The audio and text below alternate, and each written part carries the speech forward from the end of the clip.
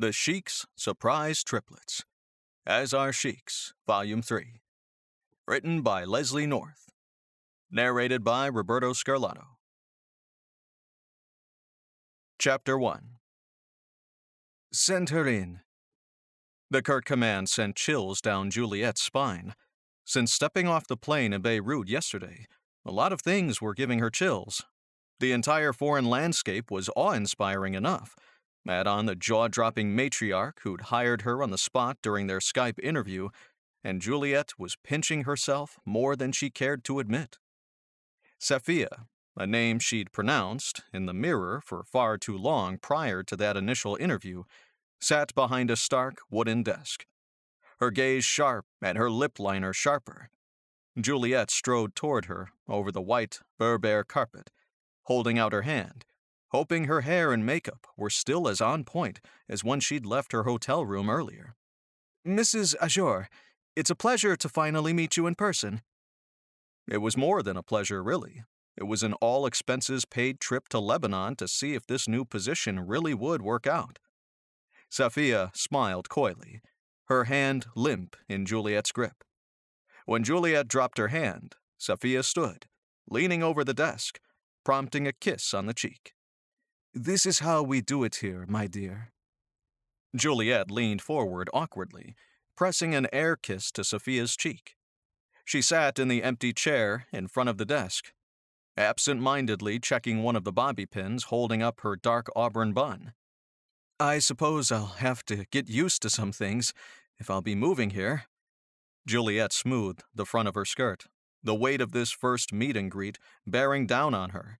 Everything had seemed so solid and sure from her apartment, soon-to-be former apartment, back in New York City, when she'd still had her cushy job with the software firm. That was back when her career still had more rungs to ascend. And now, here she was, at the top of the ladder, looking down, wondering how the hell she'd gotten up here, and if she'd packed a parachute. "I took the liberty of calling your previous employers," Safia began, opening a drawer to extract some papers. She placed them in front of her, her cat-like grin never wavering. "They all agree that your influence at Dawson Technologies had a large role in turning that firm around. You've truly made a name for yourself." Juliette blinked. "Well, I've spent 5 good years with Mr. Dawson, but his company is in great shape now. I felt it was time to move on." "I am pleased you chose Azure Softworks as your next step." Safia's smile widened. "Or rather, your next step chose you." It was true. Juliette had barely put her availability out on the job network before Safia contacted her, requesting an interview.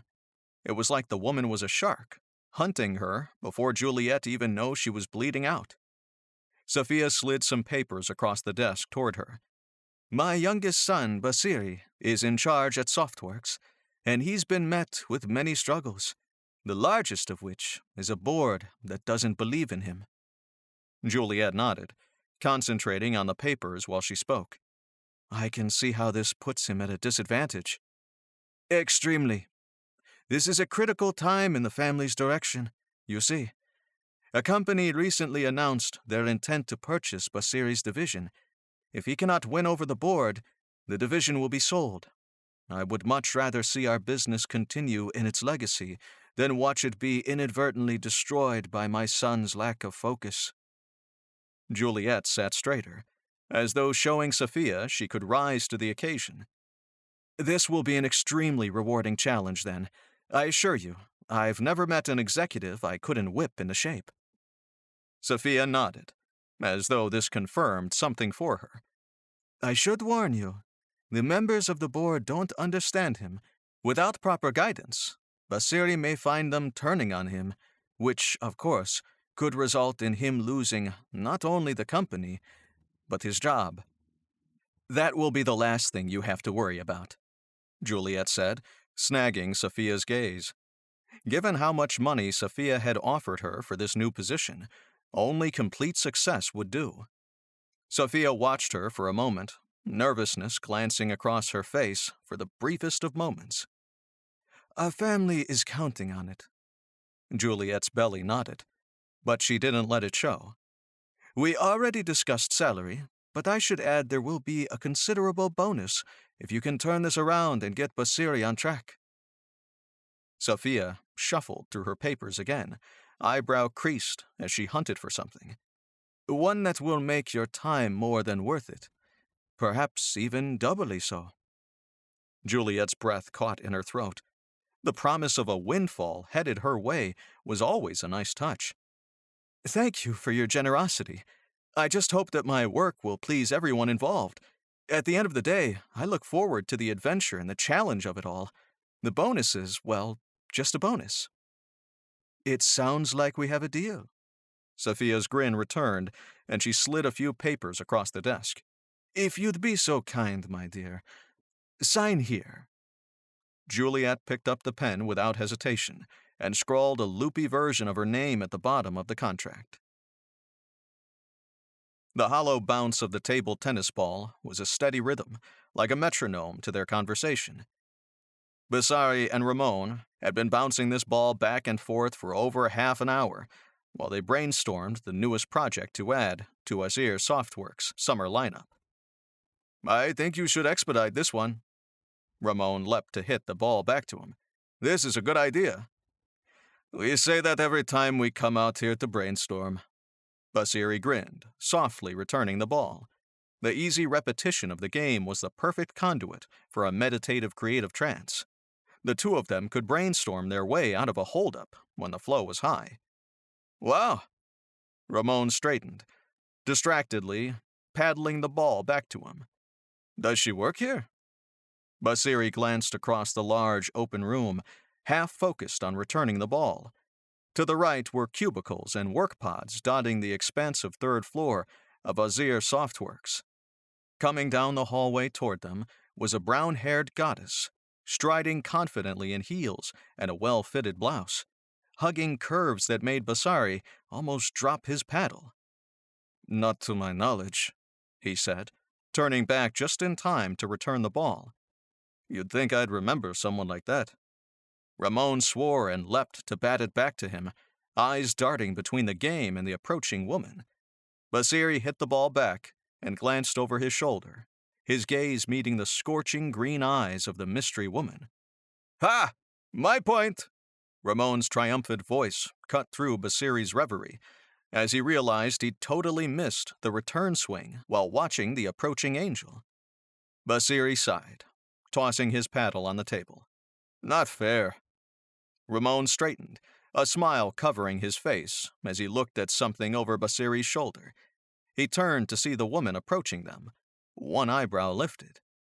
"Excuse me, gentlemen."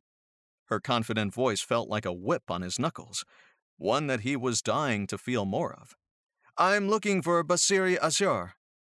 Have either of you seen or heard from him?" Ramon chuckled. "Not in ages." Basri opened his mouth to respond, but the newcomer interrupted him. "Might be good for you two, then.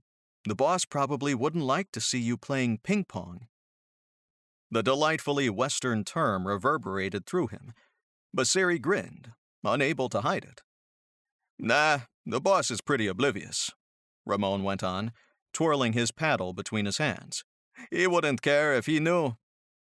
Basri sent him a look, wondering when he should end this silly charade. He opened his mouth again, but the woman went on. "Well, listen, I really need to find him."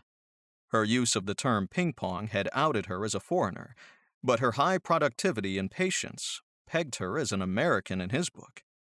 "I'm Mr. Azhar's new personal assistant, but I can't even find him. I've sent him emails, texts, and I've called him about 20 times. Basri cleared his throat. Yes, he vaguely remembered new alerts on his phone, but he just hadn't gotten to them yet. There were so many things he was meaning to get to. "I can help you," Basri blurted, offering a smile. "I'll take you to his office straight away.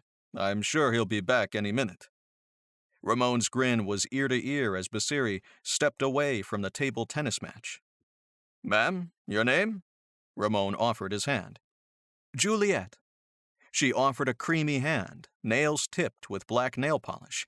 Everything about this woman made him want to lick her from head to toe.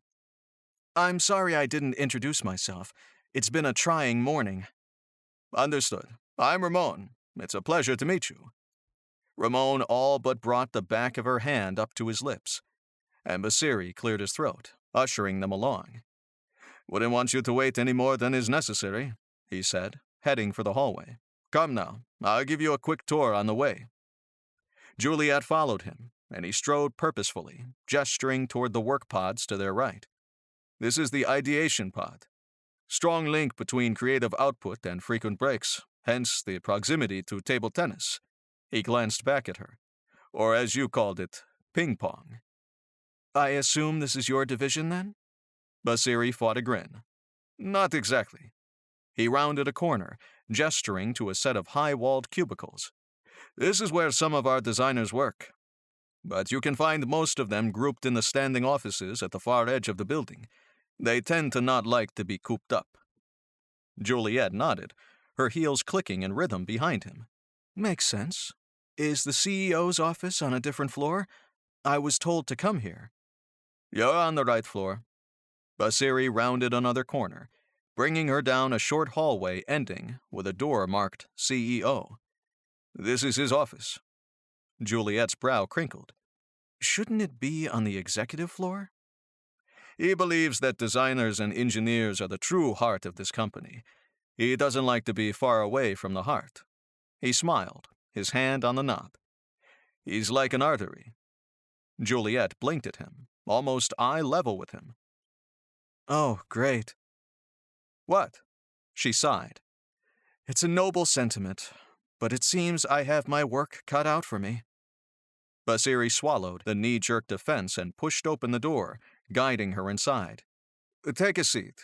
He'll be back shortly, I assure you. Juliette stepped inside, Basri unable to look away from the tight melons of her ass cheeks while she headed for the chair. He shut the door quietly, mind ablaze with questions. What was Mother thinking? Basri paced the outer hallway, a breath away from calling his mother and demanding an explanation. Of course, she'd told him she was searching for an adequate assistant, but she'd never told him that assistant would be so gorgeous. His last PA, Lana, had been quite beautiful, and Basri found himself tangled up with her after enough time. So tangled, in fact, that he'd practically had to cut himself out of that knot. Business and pleasure never mixed. He'd do well to remember that with Juliette. But was it possible to separate the two, really? Basri stilled, looking down the short hallway at his office door. The time had come. He had to out himself and take the reins on this new chapter of his office life.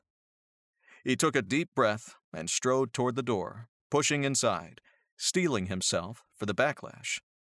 Juliette turned, a bright smile melting into a confused glare. Where is Mr. Azhar? Is he avoiding me?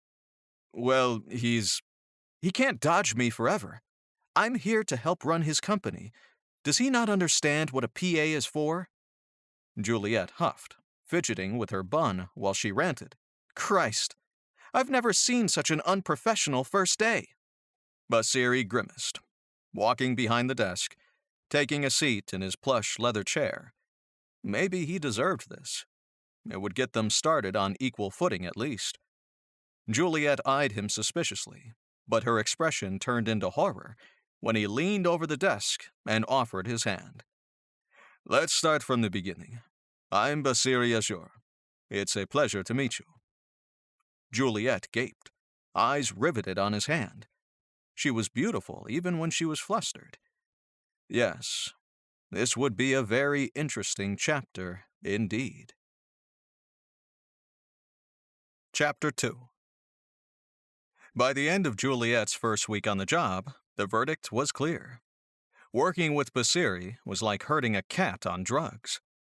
And by Monday morning's alarm, she wasn't sure if she had the energy to continue to wrangle this beast. She rolled out of bed with a groan, the dark outlines of her new apartment still foreign. The studio apartment was cute and bright in the daytime, with a balcony looking out to the sea.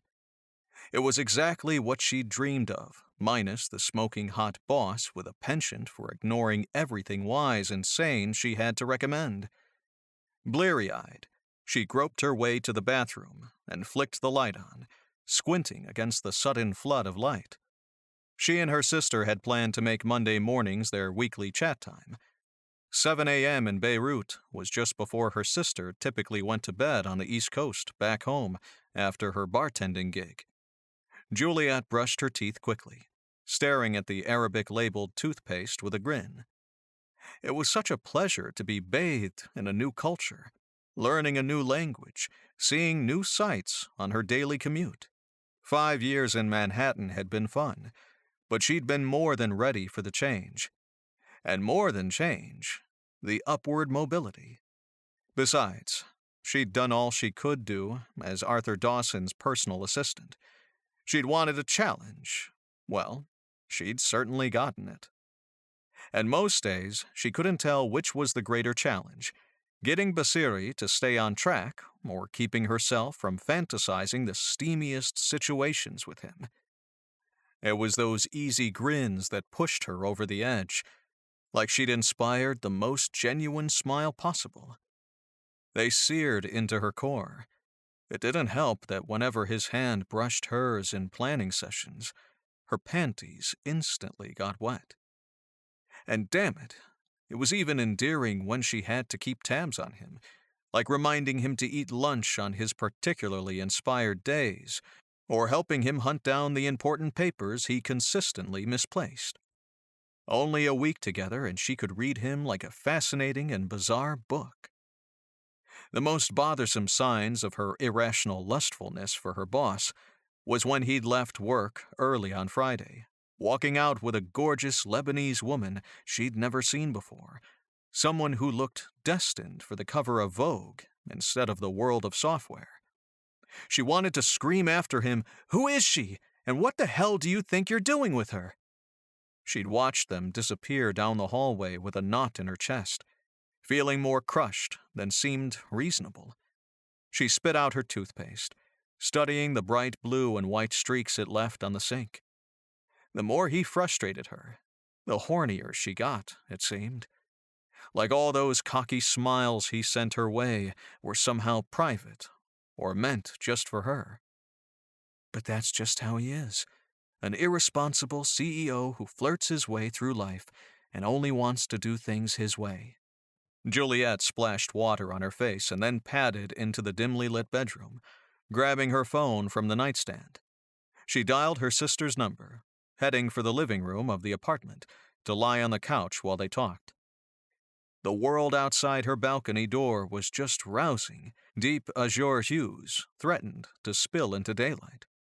The hint of dawn peeking over the horizon, and the streets below were mostly quiet. "Hello?" Juliette grinned. She could hear the excitement in her sister's voice already. "Hey, Annabelle. Good morning." "You mean good night?" Annabelle snickered. "This is our first Monday chat." "You mean Sunday," Juliette mocked her. "Whatever. So how is it? I've been dying to get the full recap of your first week." Juliette nestled into the plush leather couch. "I would say I don't know where to begin, but actually, I know exactly where to begin." "Spill it." "My boss." Juliette crossed her ankles on the small coffee table in front of the couch. "He is a total mess." "How so?" "Well, he's prone to vanishing, like abduction-style vanishing. No one in the office knows where he goes or for how long. It's just a crapshoot as to when he'll return." Annabelle gasped. "Is that allowed?" "When you're the CEO and everyone's used to it? You betcha. And his schedule. My God. You should see it. Forget hourly planners. This guy schedules meetings for sometime on Tuesday or by the end of the week and acts like this is totally normal." Annabelle laughed. "Well, that's why he has you." "Exactly." Juliette rubbed at her face. "But he's more of a challenge than I ever expected. He fights me on everything I do. Sometimes I think he's trying to run me out." "No, I don't think so. Otherwise, he wouldn't have hired you." "Well, His mother hired me, if that tells you anything. Annabelle clucked her tongue. Still, someone in the family wants you there. Arthur was never this much trouble, Juliette went on. He at least made it known that he wanted me there. I'm sure this is just an adjustment period. He's used to no structure. Besides, you're exactly the expert who can handle this situation. Juliette sighed. Her sister was right, but she liked to grumble about it. Yeah, I guess. It's pretty clear he's immature, but beyond that, this guy is smoking hot. I looked him up online the other day. Holy crap! Juliette shifted, unsure how to respond. She wanted to gush about him, to mention the absent-minded habit he had of rubbing his thumb over his opposite thumbnail, like it was a magic lamp, or that dark, sultry gaze that made her feel like she was crushing on a celebrity from her childhood all over again. She wanted to confess the hundreds of times she'd already imagined kissing those plump lips of his, or running her fingers through that black mess of his hair. I'm too busy to notice, she finally croaked out. Well, he at least has a good heart. I was reading about that new software he's working on, the Acumen thing. Juliette nodded. This had been the focal point of the Azhar work in recent months, an educational software poised to launch that would revolutionize the teaching world, if only anybody could afford it. It's a great product for sure. Unfortunately, only private schools will be able to get it, and not even a lot of them. Basri poured hundreds of millions into developing Acumen. He'll never recoup it unless they put a hefty price tag on it. As her sister spoke, Juliette's alarm went off, church bells that reminded her of wintry holidays back home. She sighed, swiping it off. Anna, that was my warning alarm to get ready for work. I have to go. I have a week to get Basri ready for a big board meeting. Okay, sis, I love you. Have a great week. I know you'll knock it out of the park. Talk to you soon. Love you too, sis. I'll keep trying to make this work. Juliette hung up, letting the silence of the apartment wash over her like a meditative start to the workday. Basri was certainly the biggest challenge of her career, but it was this sort of rat maze that brought out the best in her and pushed her to new heights. Basri wouldn't get the best of her. She could tame any CEO, anywhere in the world, even the hottest, most disorganized boss she'd ever wanted to sleep with. Basri sat at his desk, rifling through paperwork. It was the day of the big presentation, and he wanted to go over all his reports one last time before the big reveal to the board. Besides, he knew the sight of him at his desk would calm Juliette, whose emotions and moods he was beginning to read like a crystal ball after a couple of weeks of working in close quarters. She was fiercely serious about her work, which instantly made him curious to know why. It was as if she had sights for nothing else in life but her work. The woman had moved from New York to work with him here. Maybe it really was all about money for her. But the fact that he didn't know gnawed at him. He needed to know what made her tick on the inside. Juliette pushed into his office, strolling slowly toward him while she swiped on a tablet. It was like melting a glacier sometimes to get her to laugh with him or open up even remotely. But he figured inviting her to the bar after work wouldn't go over well. He'd have to get crafty, just so he could know her better. He paused in his rifling to watch her approach, loving her presence in the office, even when it sometimes felt more like a whip than a caress. Yes? Your schedule, she cleared her throat, showing him the tablet. Already he could sense the shift in the tone of her voice. The way she'd hardened. She must have noticed his changes. What happened to it? He grinned up at her. No reaction. I cancelled Friday's appointments. Her mouth thinned to a line. Yes, I know. But why, Basri? I can't honor them. Not with all the other things coming up. She sighed, slumping into the chair in front of his desk. Listen, do you want my help or not? The question stunned him, left him slack-jawed and without a voice. Wha- Why am I even working here if you're going to undermine me at every turn? She scoffed, gesturing to the tablet. You can't do shit like this. Basri waved her off, like it might slough off some of the anger. I'm a creative, Juliette. Haven't you noticed this by now? You've been here 2 weeks. This is the first thing you need to know about me. He leaned back in his chair, reaching for the pen he liked to click compulsively to soothe his nerves. I don't work inside tiny boxes on a calendar. I like group meetings and crowdsourcing ideas, open forum stuff. Juliette squinted at him, as if he'd started speaking a foreign language. She pushed up out of the chair and then grabbed a squishy ball at the edge of his desk. She lobbed it at him, not hard enough to hurt, but he caught it, laughing. She didn't join in.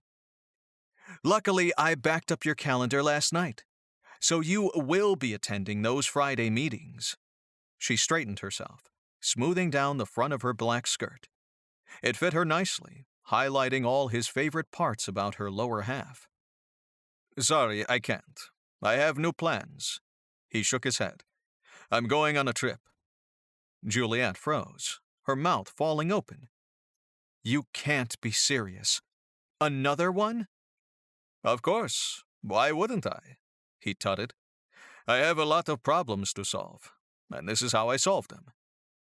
By running away on vacation?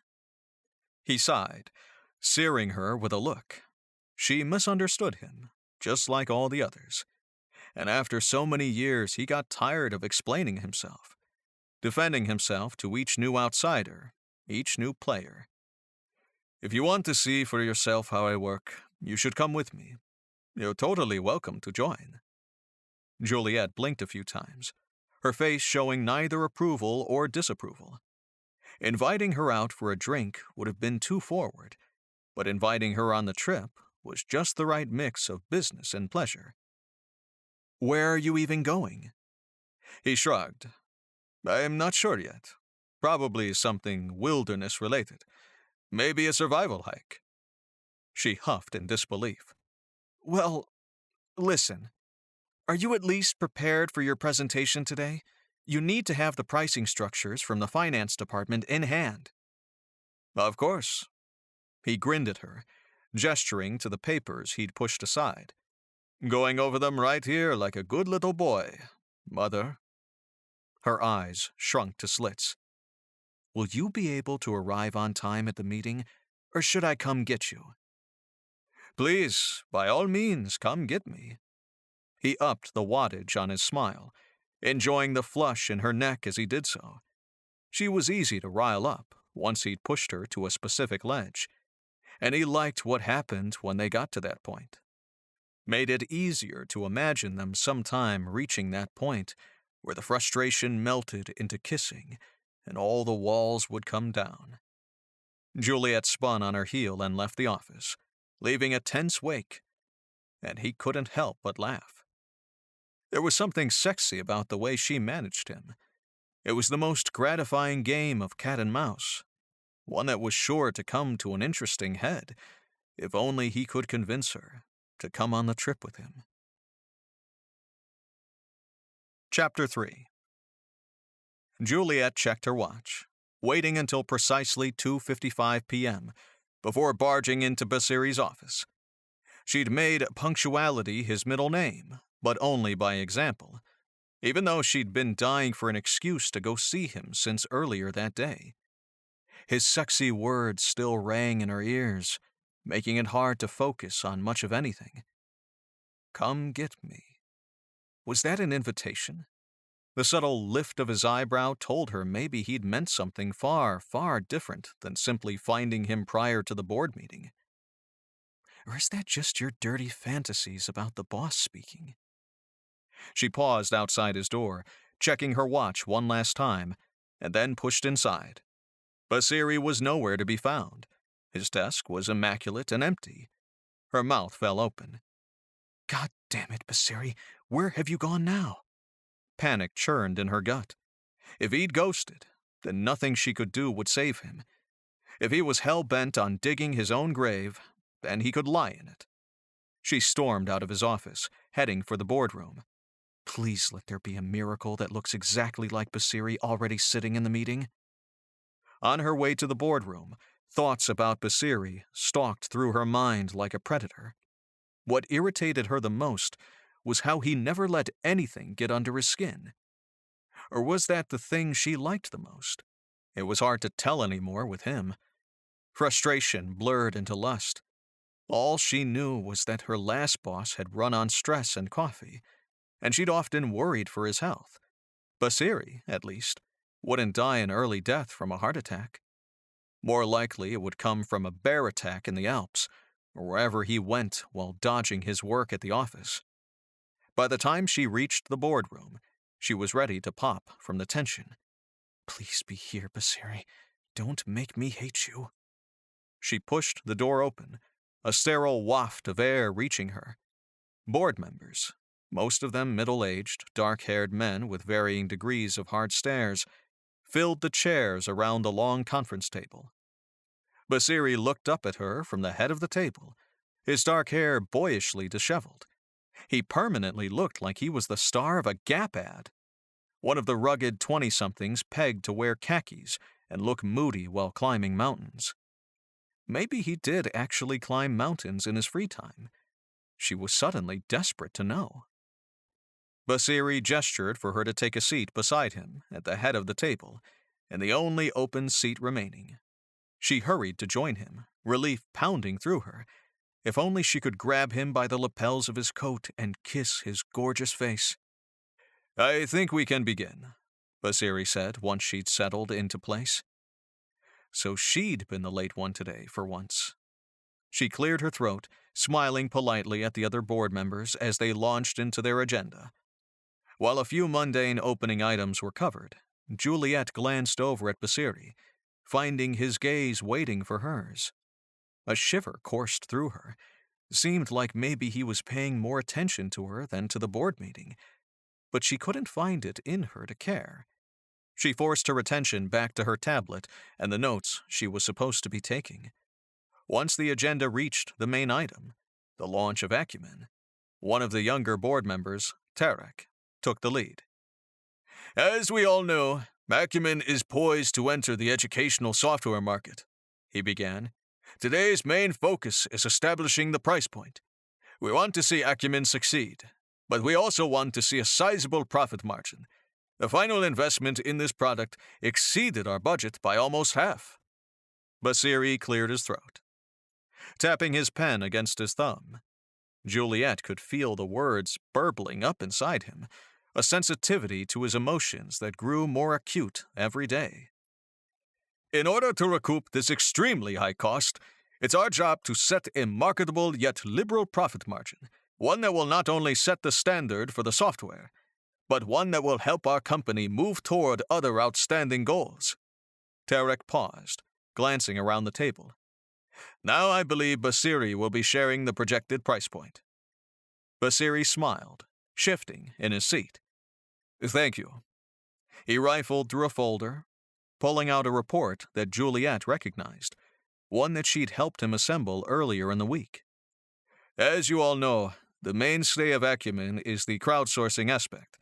Educational material uploaded onto the system becomes available in any area of the network. While Phase 1 involves a soft launch here in Lebanon, the overall goal is to reach international markets, with final phase development seeing this software as the most widely used educational tool the world over. A small murmur of agreement rippled through the meeting. The effects of this program could be farther reaching than we can properly envision. It may very well change the face of education.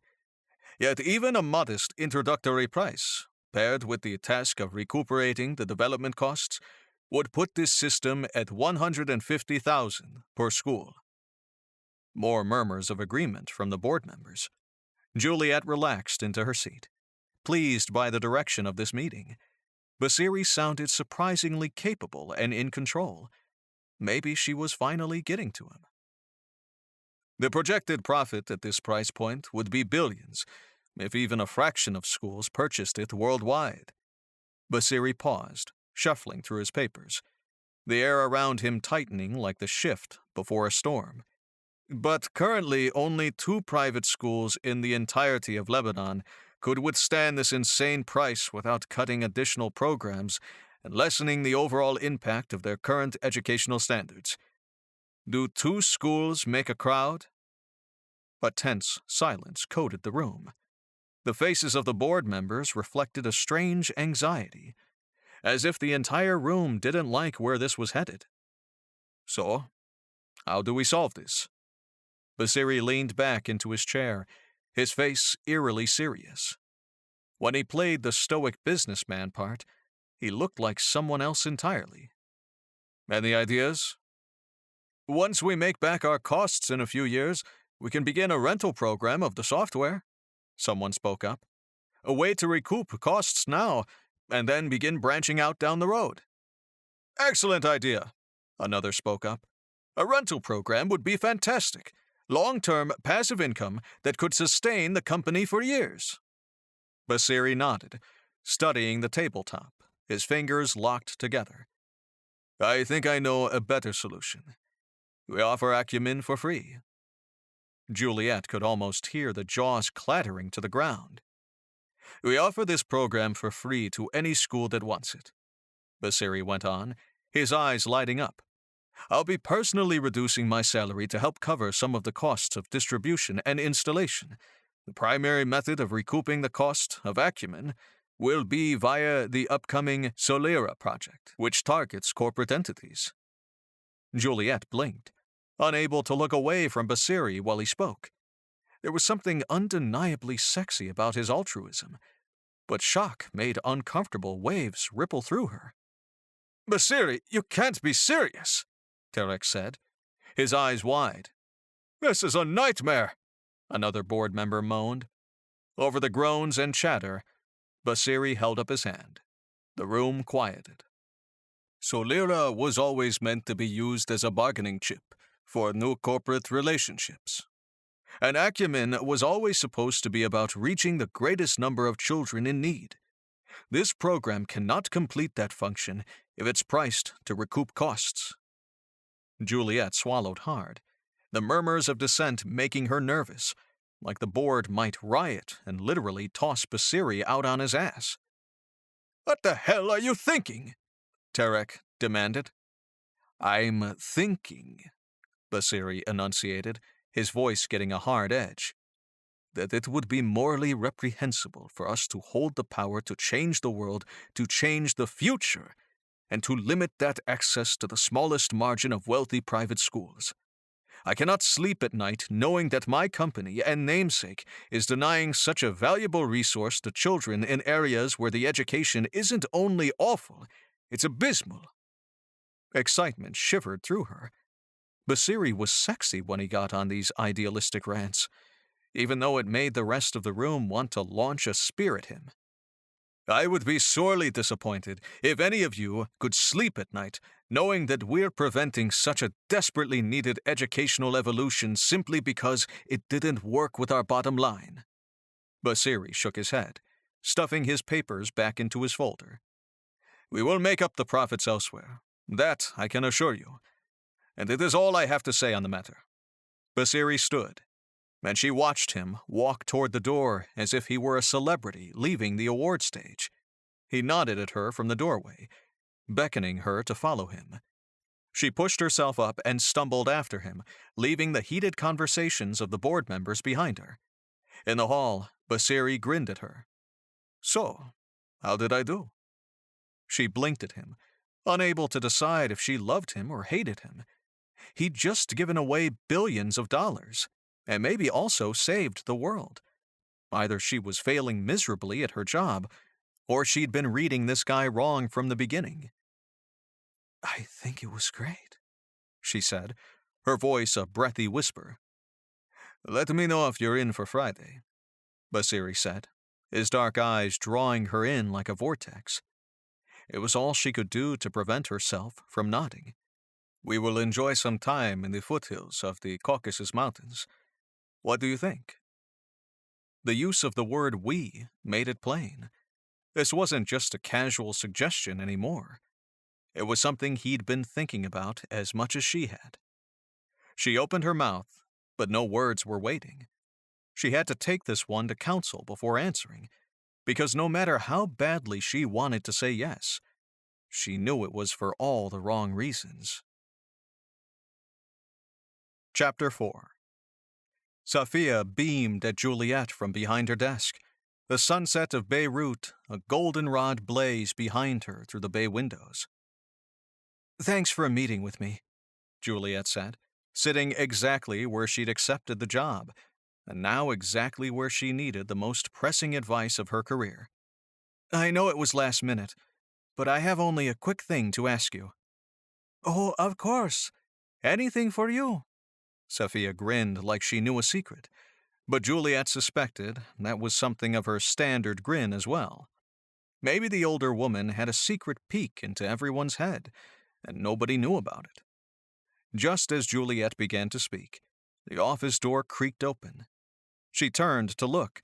The man entered the office, someone who looked eerily similar to Basri. "Oh, Asim, do come in."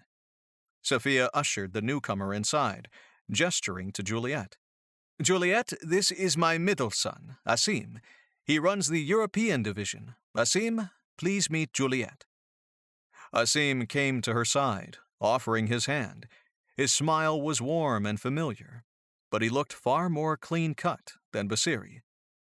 "Juliette, it's a pleasure to meet you. I do hope I'm not interrupting. I've only stopped to leave my mother with a quick message." "Oh, it's no problem." She tucked a piece of hair behind her ear, jerking her eyes away from Asim. This family was hot, but Asim had nothing on his younger brother.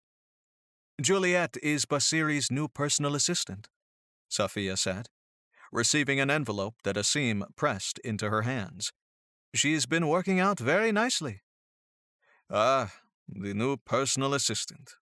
Asim's smile hardened. "He must be the biggest challenge of your career. Have you managed to get him to tie his shoes every day?" Juliette stilled, unsure how to respond. The underbelly of his comment was caustic, despite technically joking. "That hasn't been much of a problem, no." Asim laughed. "Well, thank God. My brother can be quite immature, as I'm sure you have noticed." Irritation licked at her. She hadn't come here to talk shit about Basiri with his family. She just wanted advice. "I've noticed plenty of things, and one of them is the reason I came here to talk to you today, Safia." She lifted a brow. "Go on." "Basiri has scheduled a trip soon, one that is unexpected and unauthorized. He didn't clear it with me or even have me help him schedule it." Asim sighed. "Typical Basiri." Juliette pursed her lips. "I find Basiri to be an amazing, soulful part of the company. Truly, he is an inspiration." The defense seemed warranted in the face of Asim's brazen disdain. "But how should I navigate this situation?" Safia nodded. "Yes, this is very common for my youngest. He gets this from his father, you see. Basiri's father wasn't as inclined toward the risky endeavors, but he did often require solitude." Juliette gnawed at the inside of her lip. "Well, he invited me to go along." Asim laughed. "Did he now?" Safia's eyes widened slightly. Juliette suspected Safia wasn't often surprised. "Well, you should go then." Juliette blinked. "Seriously?" "Of course. Adventure is good for the soul, and Basiri is a dedicated adventurer." "Among other things," Asim added. Safia's eyes narrowed on Asim. "Be kind to your brother." Juliette looked between Asim and Safia, unsure which of the two devils on her shoulder to listen to. "Well, I suppose I'll think about it. It could be good to know more about his process, and a trip might help us connect that way." Safia nodded, her grin spreading. "Excellent idea, my girl." Later that evening, after a stop for lamb on her way home, Juliette couldn't fight the urge to call her sister any longer. The unresolved decision about the wilderness getaway weighed on her too much to face it without her most trusted advisor. Her sister would be at work, but Juliette hoped she wouldn't mind the interruption. She called as soon as she set foot in her apartment. Annabelle picked up on the third ring. "You're calling me outside of our scheduled time," Annabelle said. "This must be big." "I need your advice." Juliette opened the glass sliding door to her balcony, letting in a draft of air to circulate through the stuffy apartment. "I am still very confused about my boss." Juliette recapped the Acumen presentation that day, complete with his graceful offer to cut his own salary and try to save the world, alongside his repeated request for the getaway. When she'd finished explaining, Annabelle gave a long, "So where's the confusion?" her sister asked. Juliette creased a brow. "I mean, it's inappropriate to ask me to go on a non-business trip with him." She swallowed. "Right?" "I don't know. But I do know that if my spontaneous, super interesting, travel-loving, good-hearted, brilliant, successful CEO and engineer boss asked me to go somewhere with him, I'd be first in line." Juliette sighed. "Annabelle, you don't just need to go with him on his trip. You need to marry him." "That's ridiculous." The idea throbbed through her like a long-forgotten memory, something that she'd recognized but forced herself to avoid thinking about. Basri was a catch. He was a strange, infuriating, complex, and fascinating catch. "Why is it so ridiculous?" "Because he's my boss," Juliette said. "And he's completely irresponsible. The last thing I need is a child to take care of." Juliette's words fell hard in the silence between them. She swallowed back a knot of emotion and quickly added, "I mean, it's a saying. He can't take care of himself very well. I would never—" "I know," Annabelle said, her voice softer. "I know what you mean, sis." Juliette pinched her eyes shut, willing away the tears. In the past few years, she'd gotten good at avoiding this topic, making it creep back into the shadows so she might never have to see it again. But slips like these, colloquial norms, turns of phrase, something so simple that sliced down into her very core, made the beast come roaring back to the forefront. She drew a shaky breath, trying to stabilize her thoughts. Children had always been the first thing she wanted. Then she'd discovered, after a medical problem in her early 20s, that children would never be a possibility from her body. "So you think I should go?" Juliette cleared her throat, wiping away a tear that had spilled. Strange how even after years of living with this truth, simply thinking the word barren could push her to the brink of emotional collapse. She wanted to be over it by now. She wanted her career to be the only thing that mattered. When would her heart catch up to this? "I think you should go and not even think twice," Annabelle said. "This will be the adventure of a lifetime. Besides, you'll kick yourself if you don't go." Juliette nodded. "You're right. I suppose I'll go. It'll be nice to get away from work for a bit. Even though Basri always leaves plenty more work to finish." Annabelle laughed. "Well, this is a boss-sanctioned getaway, and you better get on it." The sisters hung up and Juliette curled up on the couch, the heavy hand of the past pressing into her. Part of her had thought that coming to Lebanon might have served as a clean start, a way to forget that having a family had ever been a fantasy of hers.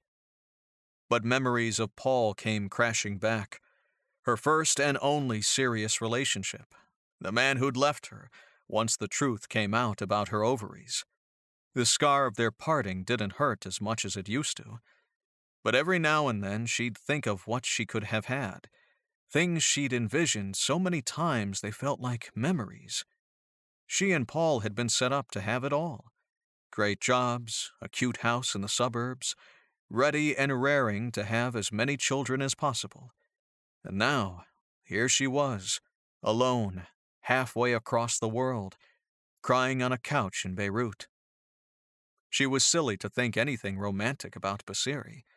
Not only because he was her boss, but also because she'd never be able to give him what his traditional, image-conscious family would, of course, expect.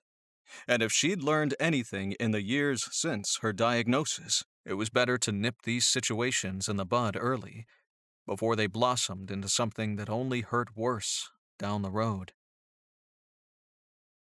Chapter 5. Basri paced the small waiting room of the private airport, checking his watch for the 15th time. Juliette was only a few minutes late, but every passing second confirmed the fear that she'd decided to opt out and hadn't told him. Part of him worried it was because of his family. His mother had mentioned a meeting with Juliette earlier that week, yet refused to give details. A check-in meeting, she'd called it. And ever since, Juliette had appeared distracted and distant at work, methodical and effective as ever, but without that regular spark he'd come to adore. The doors to the waiting area creaked open, and a suitcase appeared in the doorway. A moment later, Juliette's head poked through the doorway. Relief flooded him, and he froze, unable to react.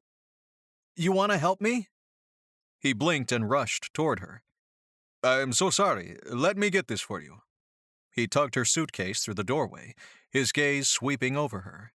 Her auburn hair was knotted into a bun at the top of her head, and she wore simple exercise clothes, like maybe she'd just shown up from a Pilates class. His jaw tensed. When could hugging become part of their regular greeting? "I'm happy you came." His words slid out awkward and soft, as if he were 14 and inviting a girl to a school dance. "I thought you might not show up." Her lips spread into a grin. "Yeah, well, I thought about it. But I figured if the boss wants me to hike the Himalayas or whatever, I better do it." He rolled her suitcase toward the wall of windows overlooking the tarmac, where his backpack waited. "On the trip we're taking, we're not boss and employee. That only exists inside the office." An unknown expression crossed her face. "If you say so." He nodded toward the extra bag she had slung over her shoulder. "So, you're going to haul these bags up the mountains then?" She narrowed her eyes. "No, I think it'll just be you. If we're not boss and employee anymore, then we should revert to gentleman and lady rules, don't you think?" Basri grinned. "There's no way I'm hauling that suitcase up the mountain. I'm not a pack mule." She put her hands on her hips. "Well, what should I do? You didn't exactly give me much to go on. All I had to prepare for was a surprise. What did you expect?" His grin widened. "I came prepared. I brought an extra pack for you. It's in the plane." He slung his own backpack over his shoulders, then grabbed for her suitcase handle. "It's time to go. You still have a chance to back out if you want." Juliette's mouth thinned to a line, like she was rising to the challenge. "I was a Girl Scout. I think I'll be just fine." He nodded, tugging the suitcase behind him. "Great. Then let's get out of here." Basri pushed through the doors leading to the tarmac, where a blast of hot air and engine noise greeted them. He led them to a small jet, where an extended staircase led into the plane. He lifted the suitcase onto his shoulder and climbed the steps easily, glancing back to see Juliette watching him with a raised brow. He smiled back at her and then pushed inside the plane, the familiar small lounge soothing him. 2 sets of plush leather seats hugged each of the 4 windows in the lounge. He dropped their luggage near the back of the cabin, and then gestured to the seats. "Take your pick." She eased into the window seat in the row nearest to her. "I've never been on a private jet before. What's back there?" She pointed to the door leading to the back of the plane. "That used to be the bedroom," he said, sliding into the seat next to her. He buckled his seatbelt, viscerally aware of her heat beside him. It rolled off her in waves. Her eyes widened. "A bedroom on a plane?" "Not anymore. I converted it into cargo space, basically. For today's trip, it's full of old computers and parts that I'll drop off in Georgia once we land." She blinked at him a few times. as if letting the information sink in. Did you say Georgia? He nodded. That's where we're going. Georgia, USA, or Georgia, the country? He smiled. He'd never done something like this before, taking his assistant out on a hike with him. He'd never even invited a colleague to do this. Something just felt right about Juliette. I always take a load of things to donate, whenever I travel. She nodded slowly. That's very nice of you. So you're probably wondering about the plan. Yeah, slightly. He laughed. Well, now that the doors are closing and we're on our way, I'll tell you. The cabin door shut from the outside. A moment later, the overhead speaker dinged softly, followed by the pilot's voice in rapid Arabic, announcing their taxiing. What did the pilot say? Just that we're preparing to taxi. Flight time should be just under 4 hours, and there's a smooth ride ahead of us. She relaxed into her seat. Now tell me where we're going. This is the weirdest surprise of my life. So the first leg of our journey will take us to Georgia, where we'll take a helicopter into a more remote region. The remote area is quite sparsely populated. There's only some mountain villages scattered up there. We'll use satellite GPS for a 3-day hike to the rendezvous point.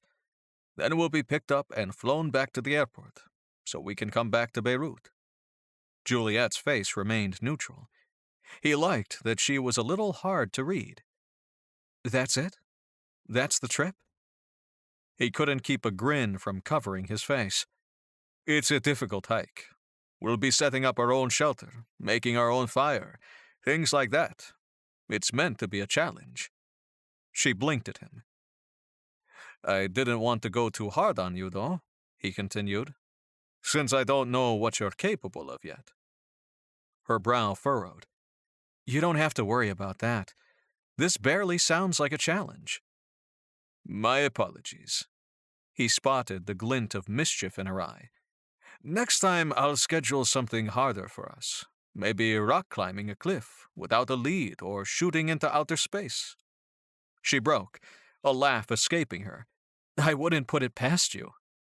He clutched the armrest as the plane taxied onto the runway. A moment later, the jet straightened and then began accelerating. He looked over at Juliette, who gazed out the window with a soft smile. His belly somersaulted as the speed picked up, and then slowly the plane tipped back and the wheels lifted off the ground. He squeezed his eyes shut. This was his least favorite part of every plane trip, and no amount of repetition made it easier. When the plane was airborne and stabilizing against the currents, he opened his eyes. Juliette watched him with wide eyes. Does taking off scare you? He shifted in his seat, wanting to get another whiff of her perfume. It might help calm him. It certainly did every other time. A little, maybe. And taking a helicopter into an uninhabited region to survive for 3 days doesn't scare you? They're entirely different things. He grinned, fighting the urge to scoop her hand into his, draw lazy patterns against the smooth-looking skin there. They can't be compared. You're something else. The tone of her voice made it clear it was at least partly a compliment. He ripped his eyes off the graceful arc of her fingers. A few moments later, the pilot's voice came over the speaker again, announcing they could move about freely in the cabin. Basri told Juliette and added, I brought some drinks and snacks if you get hungry on the way there. And, of course, some provisions for our actual trip. She watched him with a gleam in her eye. You couldn't have at least told me a little bit about this trip in advance? I mean, talk about my coming unprepared. I didn't know provisions were even something to worry about. But I'd taken care of it all.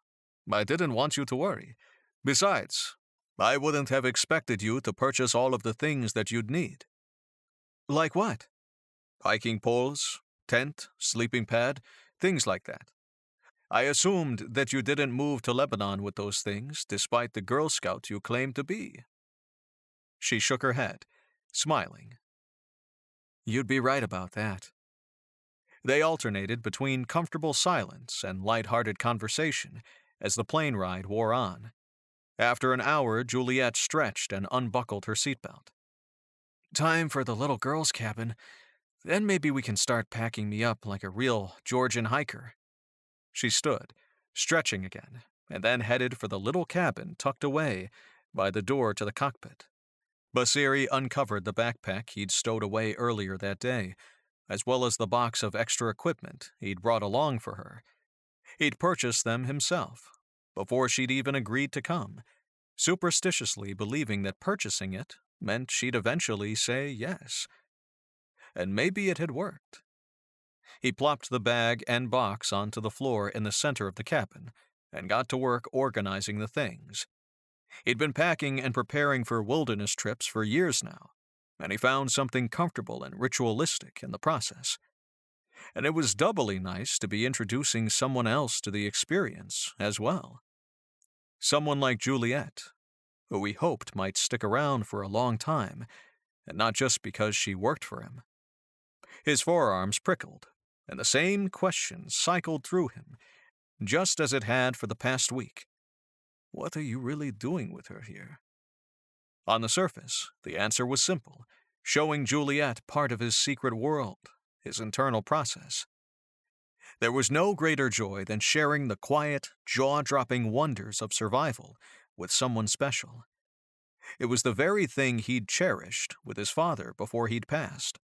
The special getaways to reacquaint himself with the throbbing immensity of the natural world. But there was more to it than that.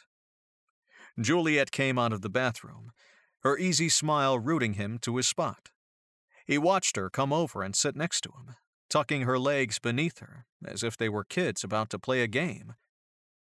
So this is it? Basri nodded, bringing the box closer. Here are some of the extra things I have. He wouldn't mention he'd packed them out especially for her, as if purchasing gifts for a girlfriend. There's a super light sleeping bag in here, a canteen, a sleep pad that rolls up and weighs almost nothing. He pawed through the box, highlighting some other items. A jackknife, a compass, flares, a solar filtration system. Juliette's eyes widened the more he went on. Jesus, thank you. It's better to be over-prepared, he said, sitting back on his heels. I'll show you what I packed, then we can go from there. Basri tugged his backpack over, unzipping it so the front flap folded open, and everything was revealed. He pawed through the contents, showing her the essentials he'd brought. Here's my sleeping bag, hiking socks, first aid kit. He pointed out the items attached to the outside, like the sleeping pad and utility pan. Oh, and underwear, of course. He held up the black boxers briefly before shoving them back into the bag. As he zipped the pack up, Juliette had averted her gaze. What is it? She shrugged. Nothing. After a moment, she said, It's just kind of weird seeing your boss's underwear. He laughed. I'm not your boss this weekend, remember? If it'll help, you can show me your underwear. Then we'll be even. Her lips parted slightly, and he wanted to kiss that pretty, shocked mouth. That's okay. Nobody needs to see anybody's underwear. She pushed up to her knees, leaning past him to grab the handle of her suitcase. Turbulence buffeted the airplane, and she gasped, losing her balance. She tumbled his way, and he caught her reflexively, breaking her fall, one hand sliding dangerously near to her breast. Juliette swore, then laughed. He didn't make a move, and neither did she, remaining in his embrace, a strange version of cuddling. Caught you, he said, the heat of her clouding his head. He never wanted to let go, now that he knew how glorious she felt. The sweet softness of her sides, the scent of her from so close. Thanks, she groaned, sitting up, her warmth replaced by a blast of cool air. He blinked, still feeling the tingle of her nearness on his hands, and helped yank her suitcase closer. All he could think about was feeling that heat against him again, the reassuring weight of her in his arms, like she'd been made for him. That knowledge zapped through him like a lightning strike. Along with the knowledge that this weekend trip might not remain the platonic wilderness trip he'd been struggling to convince himself it should be. "Now," she said, wiping a few strands of hair away from her flushed face, "let's get to repacking."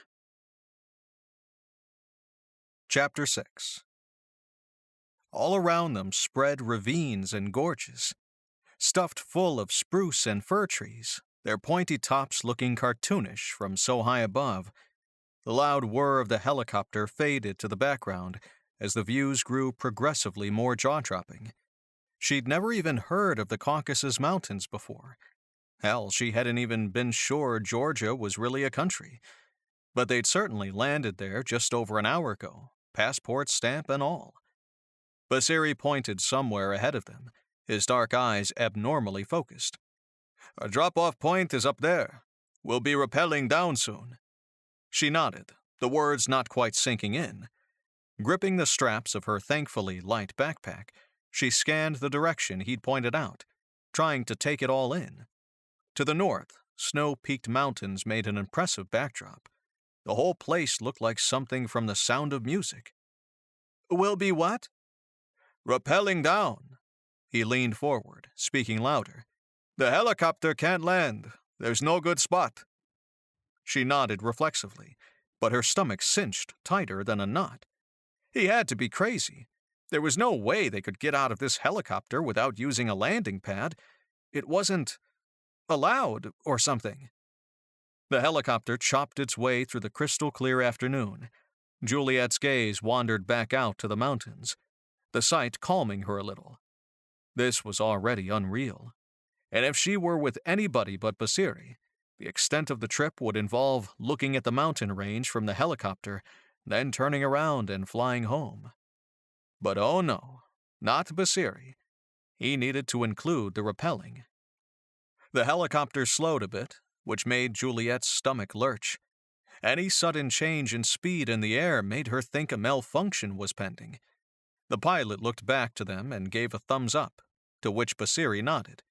The flight assistant tugged at a rope that turned into a rope ladder, which unraveled a considerable length. He made a pile on the floor of the helicopter and then reached for the lever of the door, tugging it open. Air whooshed inside, temporarily paralyzing her. Juliette gaped out into the yawning abyss of the day, the blades of the helicopter flashing above them. She gripped the bench.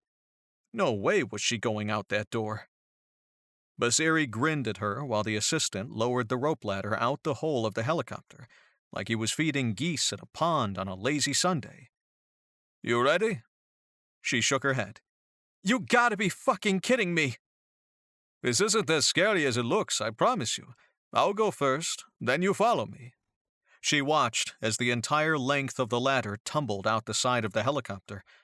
Basri stood at the edge of the opening, peering out into the day, while the assistant fastened his harness. Once he was ready, he sat on his butt, legs dangling out the side. "I'll start going down first. Wait until I'm about the full heights away before you start. The ladder will reach almost to the ground, and then we'll jump. I promise this will be fine."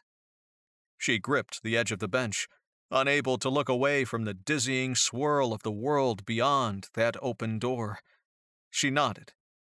"Any chance you could go and I'll just wait for you in a hotel in the next city over?" He laughed, extending his hand.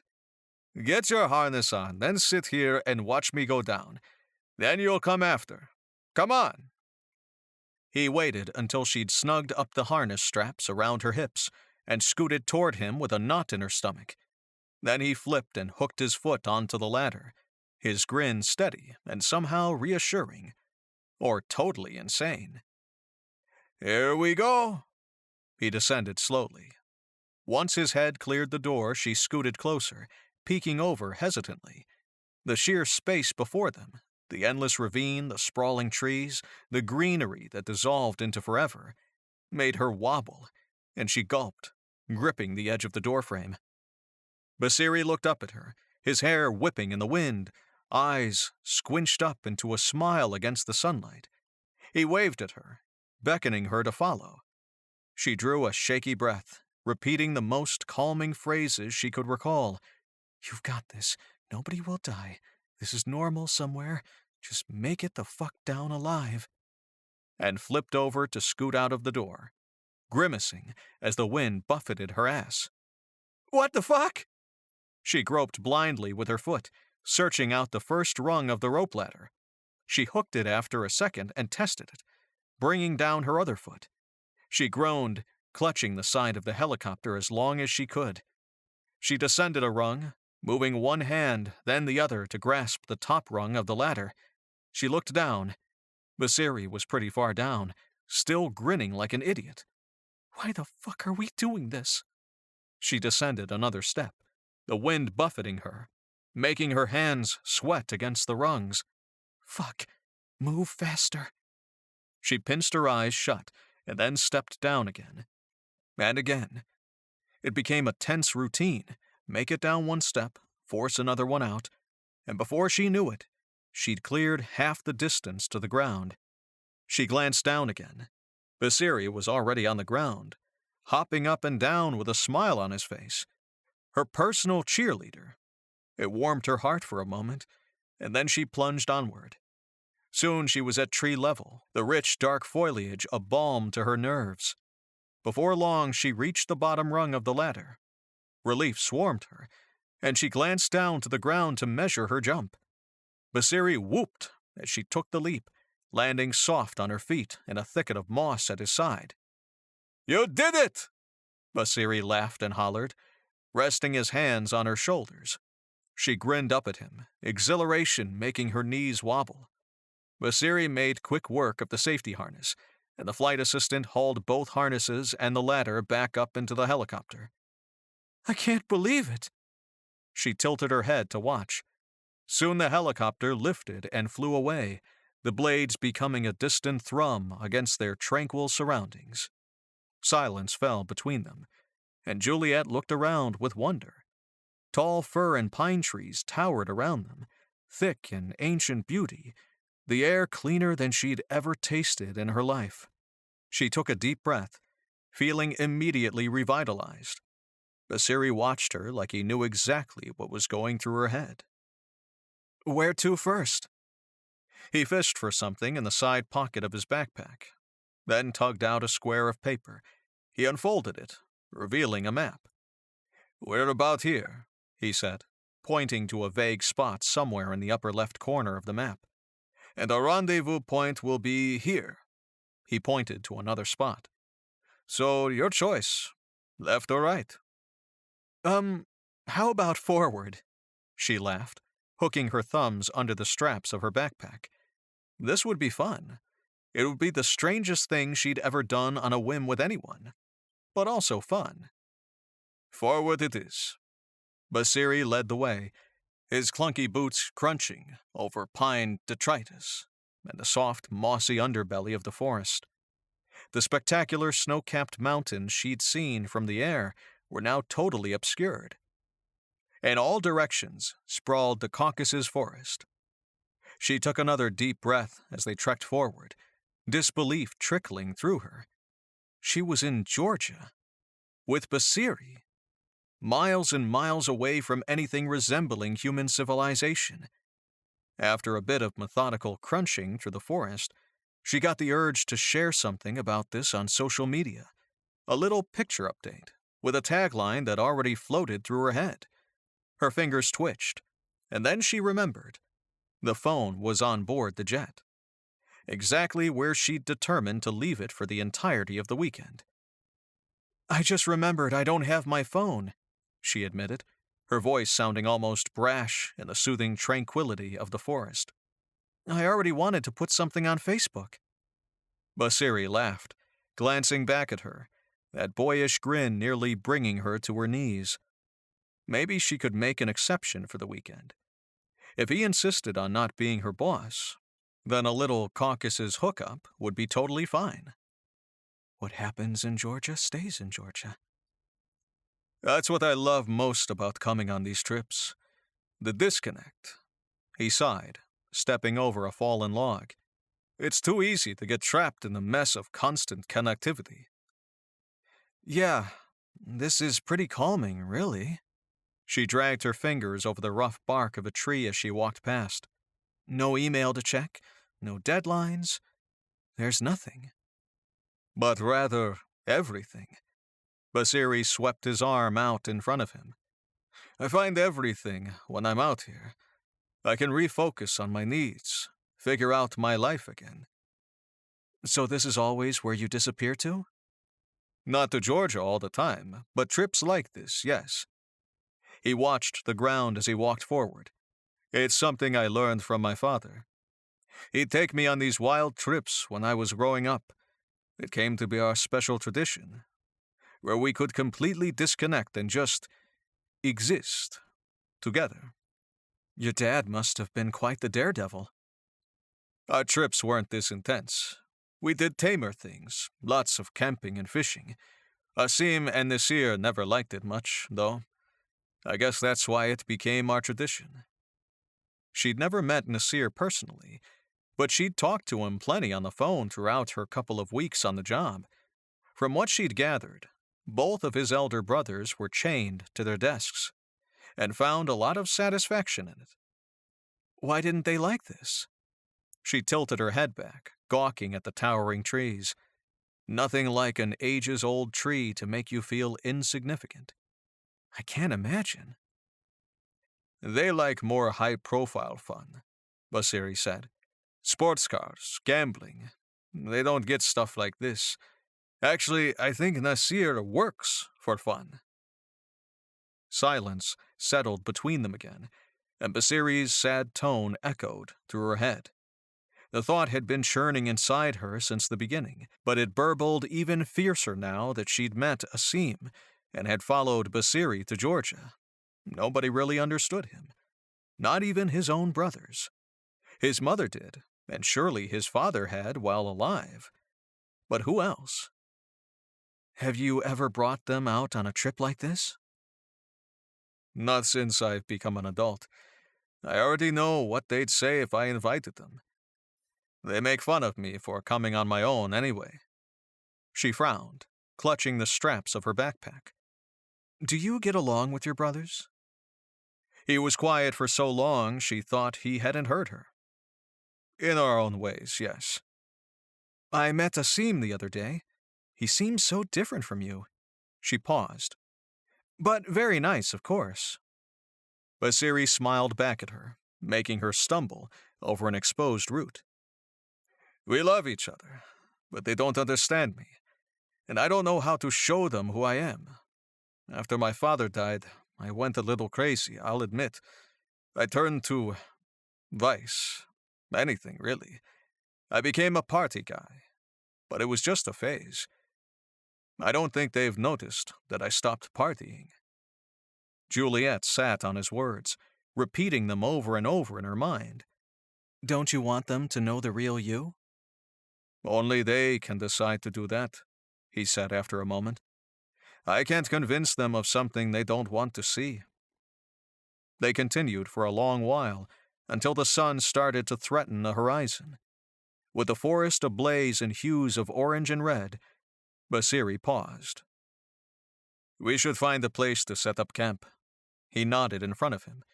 Let's walk a bit longer and then find a place to pitch the tents.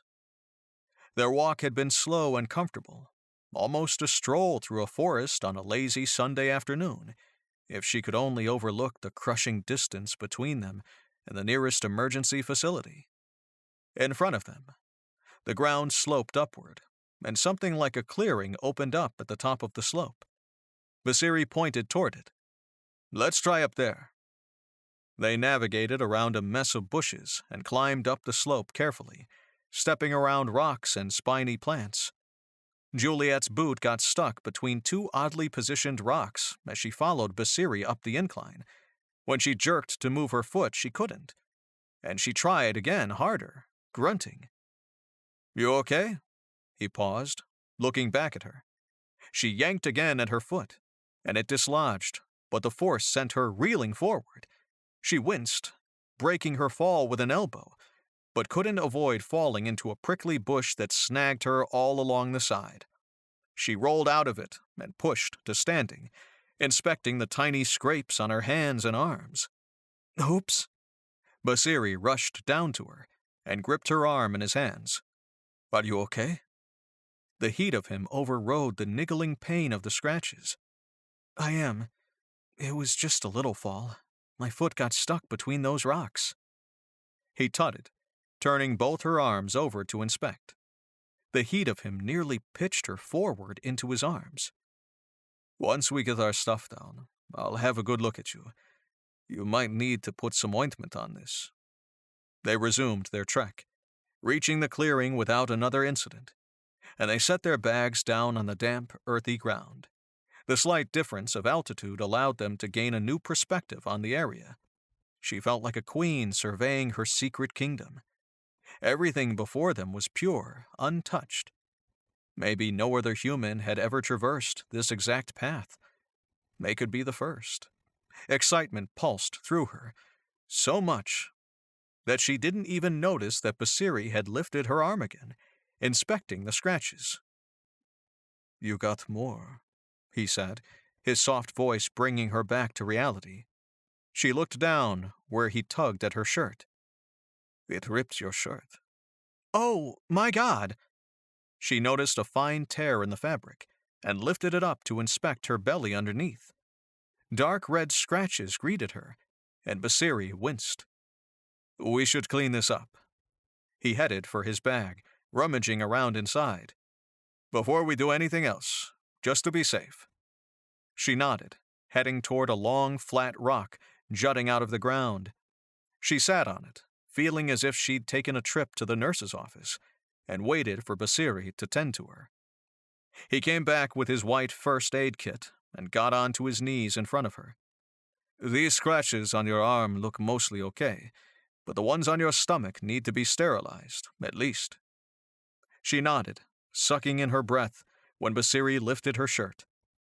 She held it up for him, watching his caramel hand as it dabbed at the long bloody streaks with a piece of cotton dipped in rubbing alcohol.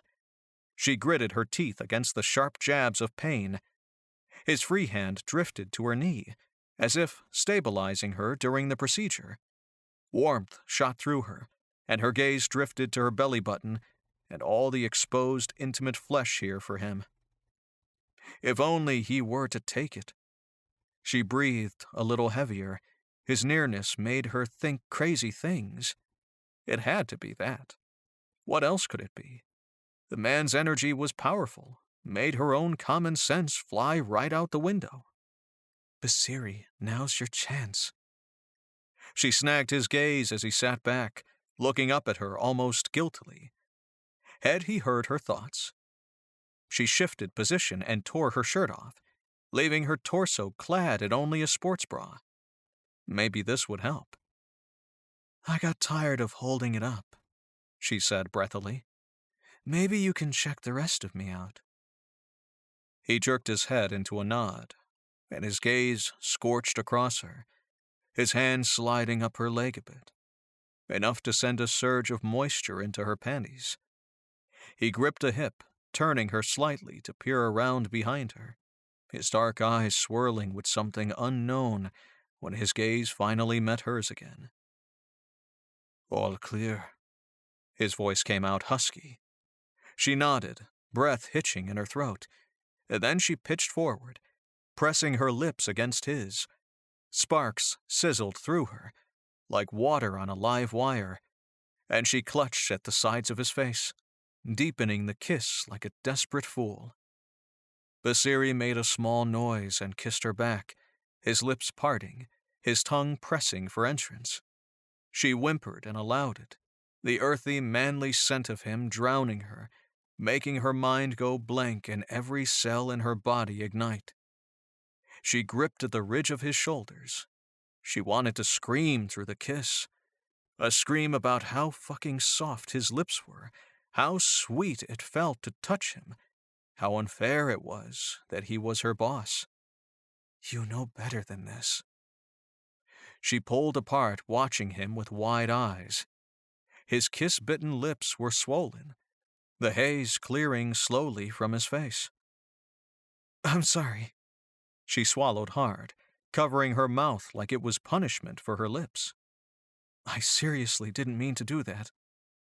Basri shook his head, gripped her knee. "Don't be sorry." "No, I can't do that. It's just not right." She stood, sidling away from him, heading for her pack. "I think we should just set up our tents and call it a night." Basiri watched her with a parted mouth, as if he was going to add something. But instead he pushed to standing, heading for his own pack, tension hanging thick between them like a fog over a morning bay. Boss for the weekend or not, Basiri was a gorgeous temptation that she shouldn't indulge in. It wouldn't end right. Things like this never did. And she'd do well to remember that too. Her happiness in Lebanon depended on it. Chapter 7. Basiri stared up at the yellow lamp dangling from the center of his tent. It was time to wind down and get some much-needed sleep for tomorrow's long day of hiking, but he couldn't force his mind to shut off. Not when it was hopelessly riveted on Juliette and imagining exactly what she was doing over there in her tent, and how much, or little, clothing she had on. He sighed, turning onto his side. Nighttime was supposed to be for ideas, for the brainstorm churn, for mind-wandering excellence. But tonight, he had no other thought but Juliette. He must have known somewhere that he'd been hoping for this chance. The tension between them had been growing volcanic-like for weeks. Maybe since the second they met each other. And that kiss she'd planted on him earlier told him she'd been wanting it just as much as he had. "Go to her tent. She'll let you in." The dark whisper had been there for nearly an hour, urging him to try, to push the envelope, even though she'd backpedaled harder than he'd ever seen before. He switched off his lamp and rolled onto his back, eyes adjusting slowly to the darkness of night. Through the thin fabric of the tent, he saw a dim light across the way. It had to be Juliette's lantern. He sat up, squinting in the darkness. He pushed open the flap of his tent and stared across the clearing. She was up.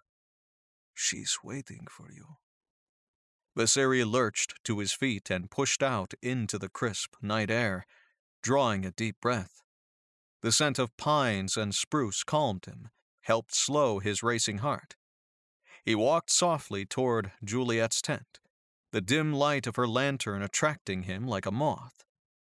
He stood outside her tent, wondering if he should say something, announce his presence and intent and hope for the best.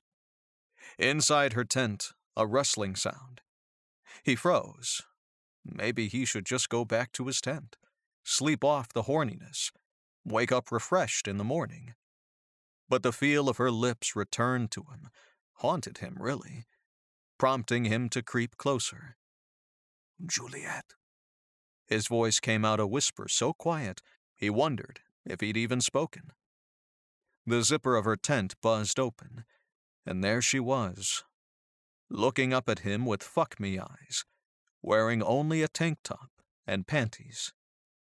His breath shriveled in his throat, and he stumbled forward into her tent. She zipped the door shut behind him. Sorry, readers. Here's where we fade to black due to YouTube explicit content guidelines. If you dream for the steam, you'll need to take a look in the book. Basiri didn't move for a while, and then he shifted on top of her, looking up at her with soft, amused eyes. He cupped her cheek. She'd never seen a more tender expression from him. Her chest tightened.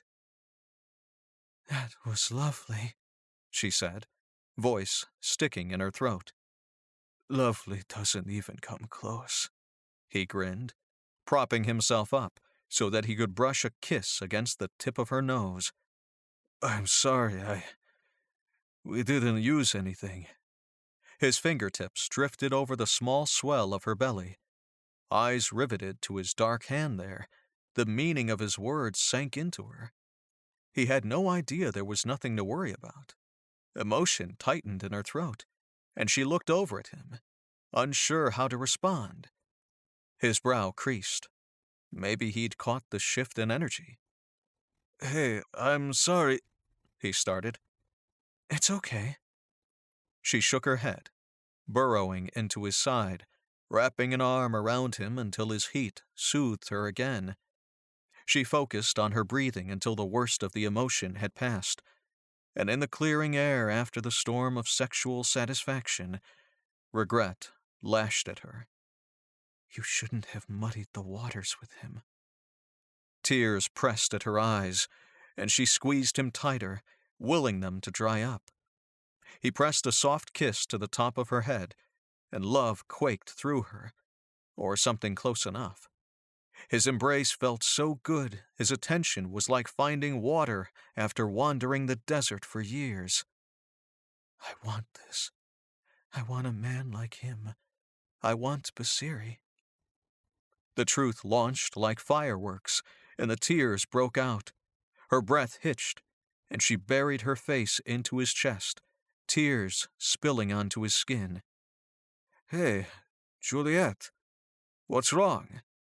He sat up a little, grabbing her chin between his thumb and forefinger.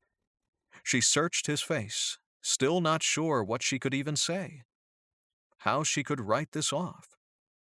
Talk to me, he said after another moment. I can't have children, she whispered through the tears, another wave of sorrow racking her body. She sniffed hard, wishing the words had never escaped her lips. But the tender look on Basiri's face made some of the pain shrivel up. He wiped away some of her tears with a thumb. She took a shaky breath, wiping at her face. I'm sorry for that. She laughed a little. What a way to end an awesome hookup. I'm surprised you're not running for your tent. A lazy smile crossed his face. It would take a little more than that to scare me back to my own tent. No, Juliette. I'm here for the night. She sighed with relief, collapsing into his arms once more. The soft beating of his heart lulled her into a quiet trance, one that quickly segued into a restful sleep. Chapter 8.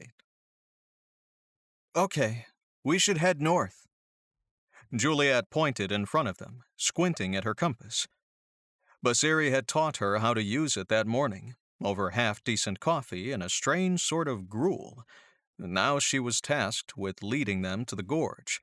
They would pull out the GPS if she got them hopelessly lost. After you, Captain.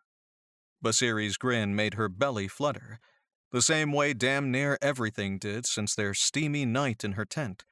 She'd woken up that morning still in his arms, her blanket and sleeping bag draped over them.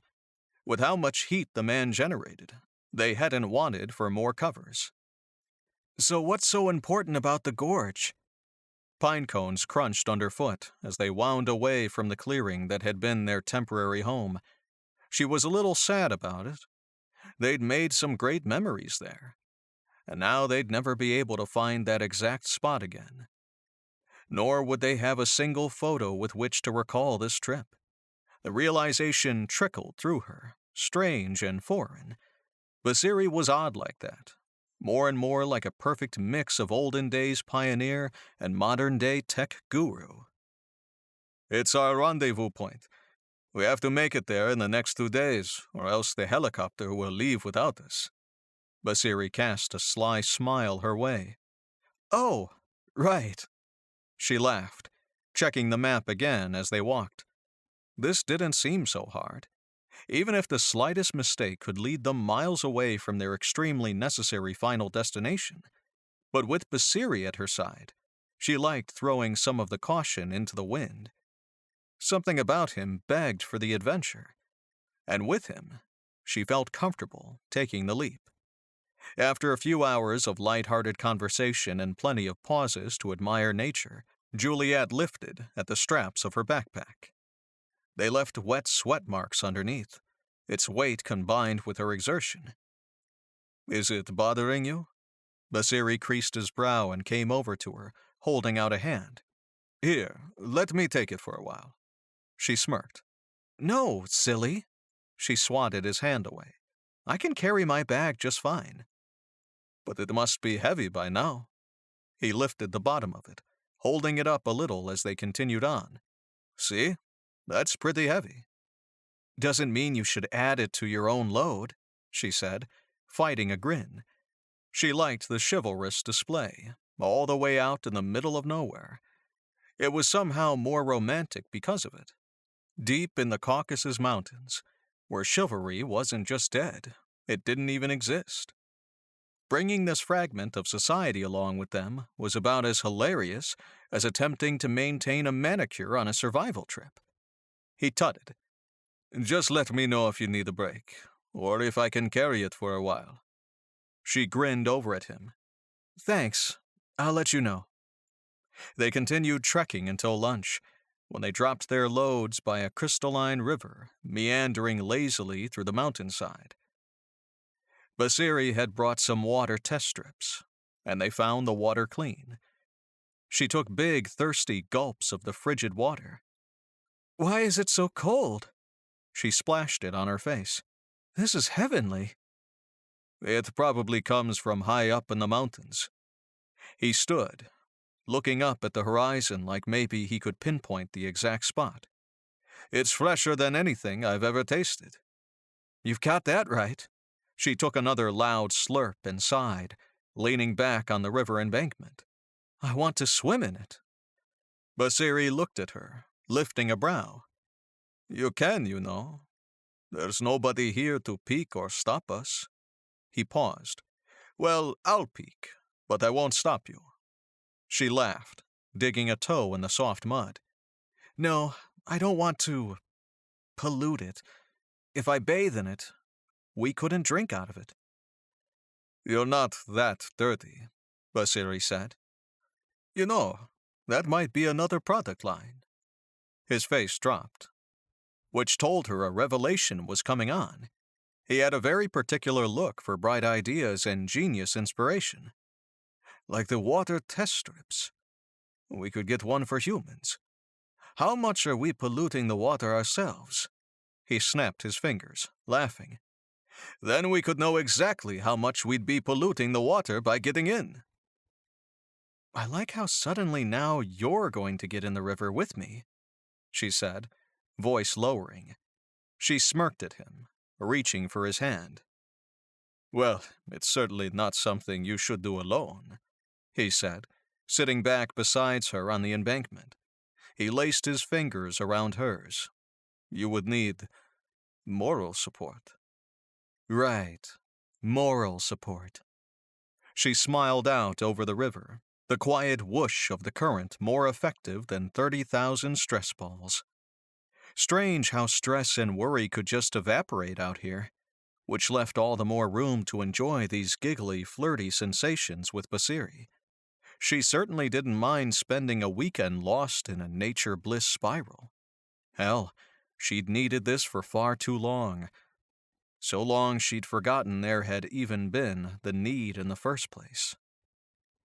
"If you don't want to sully the water," Basri said, his voice taking on a seductive tone, "might I suggest that lovely clearing over there?" He nodded behind them. "I could even be convinced to pitch one of our tents for the occasion as well." She couldn't fight the grin.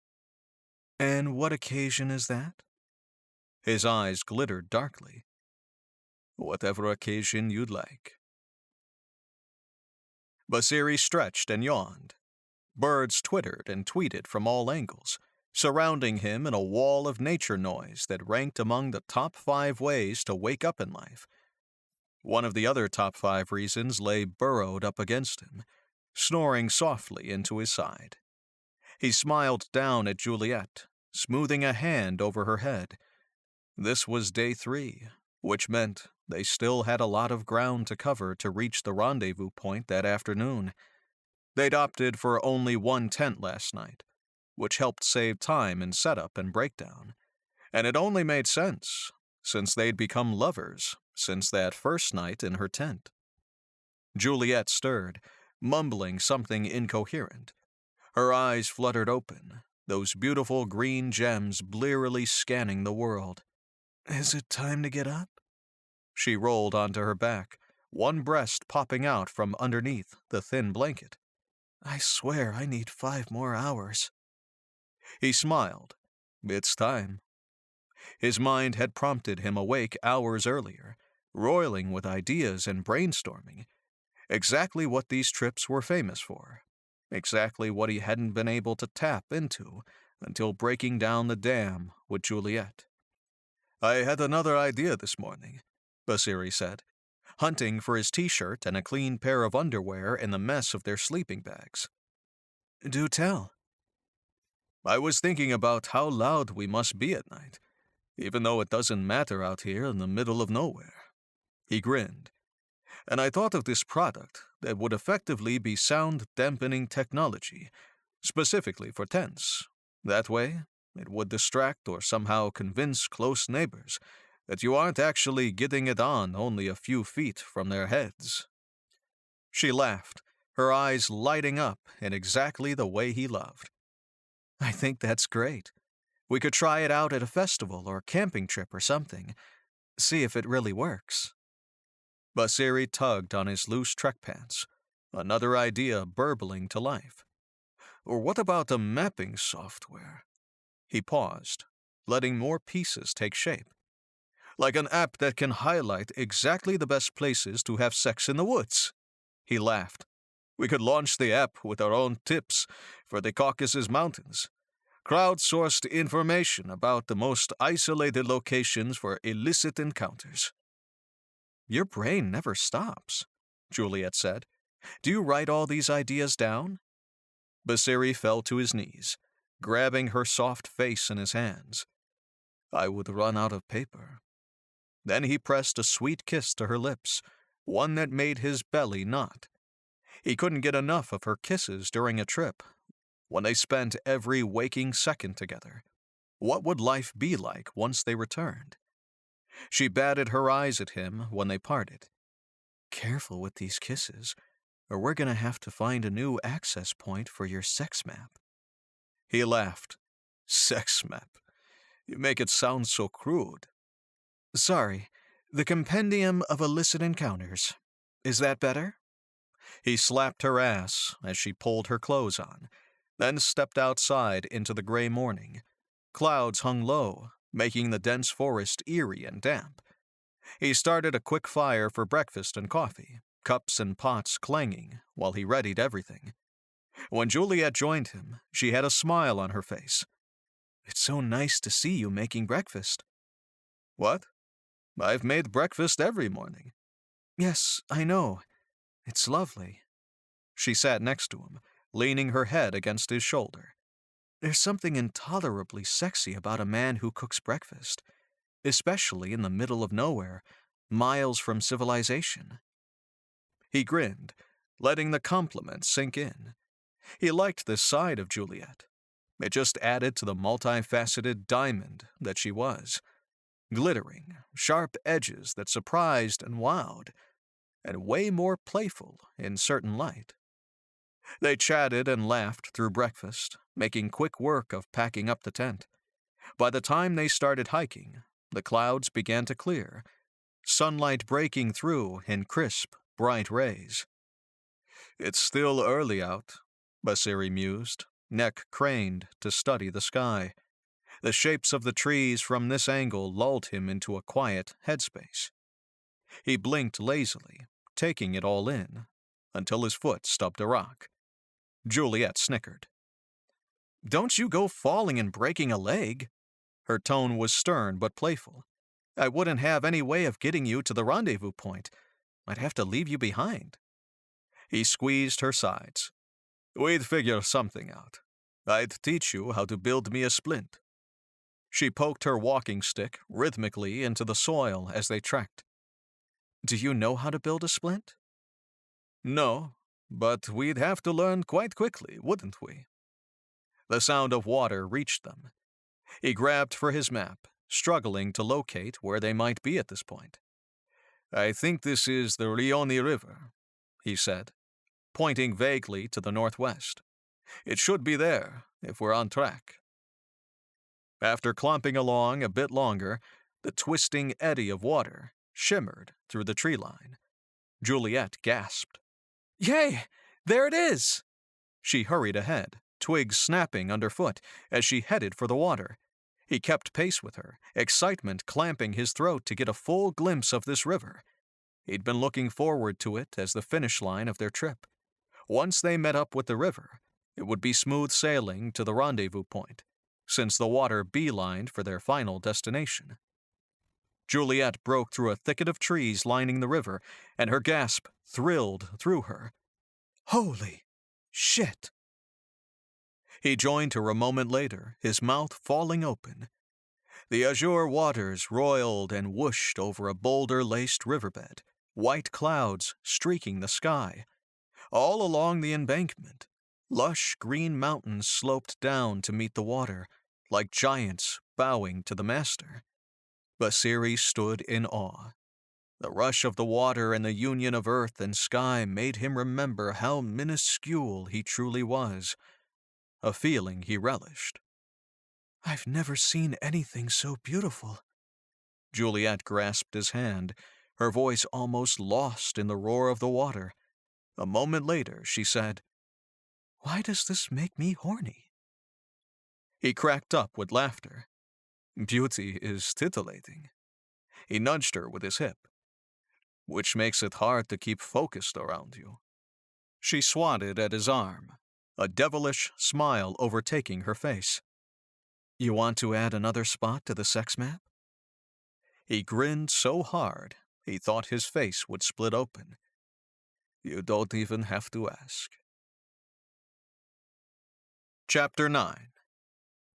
Basri cupped her face while they kissed, the rhythm of their lips and the rush of the water a combination so pleasing that he briefly considered the possibility of missing the rendezvous helicopter. Life could be perfect out here, on the Roini, with Juliette at his side, kissing her next to pure water. Was there anything else he needed? Her bag thudded to the ground, and he shrugged his off. They fumbled with each other's clothes, grasping, pulling, tugging, without breaking the seal of their lips. He squeezed the warm flesh of her hips, bringing her hard against him. Sorry, readers. Here's where we fade to black due to YouTube explicit content guidelines. If you dream for the steam, you'll need to take a look in the book. Hours later, they were so close to the rendezvous point, Basri could taste it. And right on time, too. The helicopter was set to arrive within a half hour, and they had time to spare. "I can't believe we made it," Juliette said, sounding a little sad. "I guess this means we have to go back to reality soon." "Or at least civilization," Basri added, squeezing her arm. "We could postpone reality indefinitely." She smiled into the distance, her pace slowing a bit. "Basri, why did you give away acumen?" Her words jangled inside his head, foreign and unintelligible, for a few moments. That was the last thing he'd expected her to ask. Why do you ask?" "Reality." She watched the ground as she walked. "It just reminded me of it. I wondered why you really did it." He gnawed at his lip, pondering his response. The reasons were so varied he could write a book about it. "The world is in a bad way right now, don't you think?" He looked at her for confirmation. "Part of this is because education is still treated as a privilege, not a right. Some places don't have any education to speak of, and I think that needs to change. My father was very serious about his children's education, and we were fortunate that he could afford it." He paused, his mind roiling with thoughts. "We're still very fortunate and privileged. And so is the board. We all come from extremely privileged, fortunate backgrounds. Most of the board members make hundreds of millions of dollars off the company, and probably billions elsewhere from their own investments. Yet they're going wild over losing what amounts to pocket change, when this could have a serious positive world impact. It doesn't make sense, Juliette said softly. You're right. My father wouldn't have stood for it, and neither will I. Silence settled between them, broken only by the snap of twigs underfoot. Do you think the company that buys you will have the same priorities? Juliet's question ricocheted through him, like an unplanned firework. He creased a brow, looking back at her. What? Confusion clouded her face. The company who is interested in buying.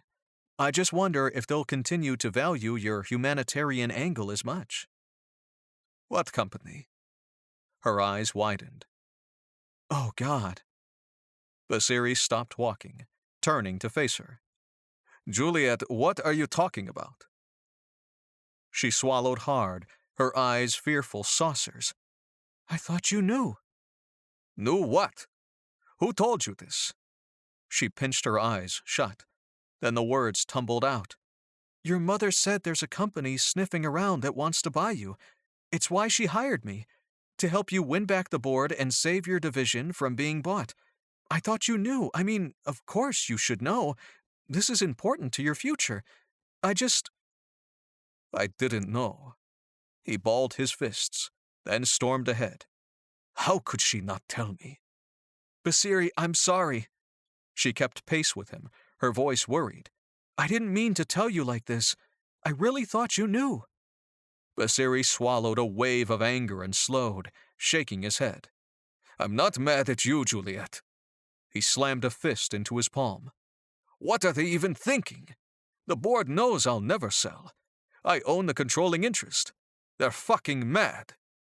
Juliette nodded like a bobblehead. Exactly. So you won't have a problem.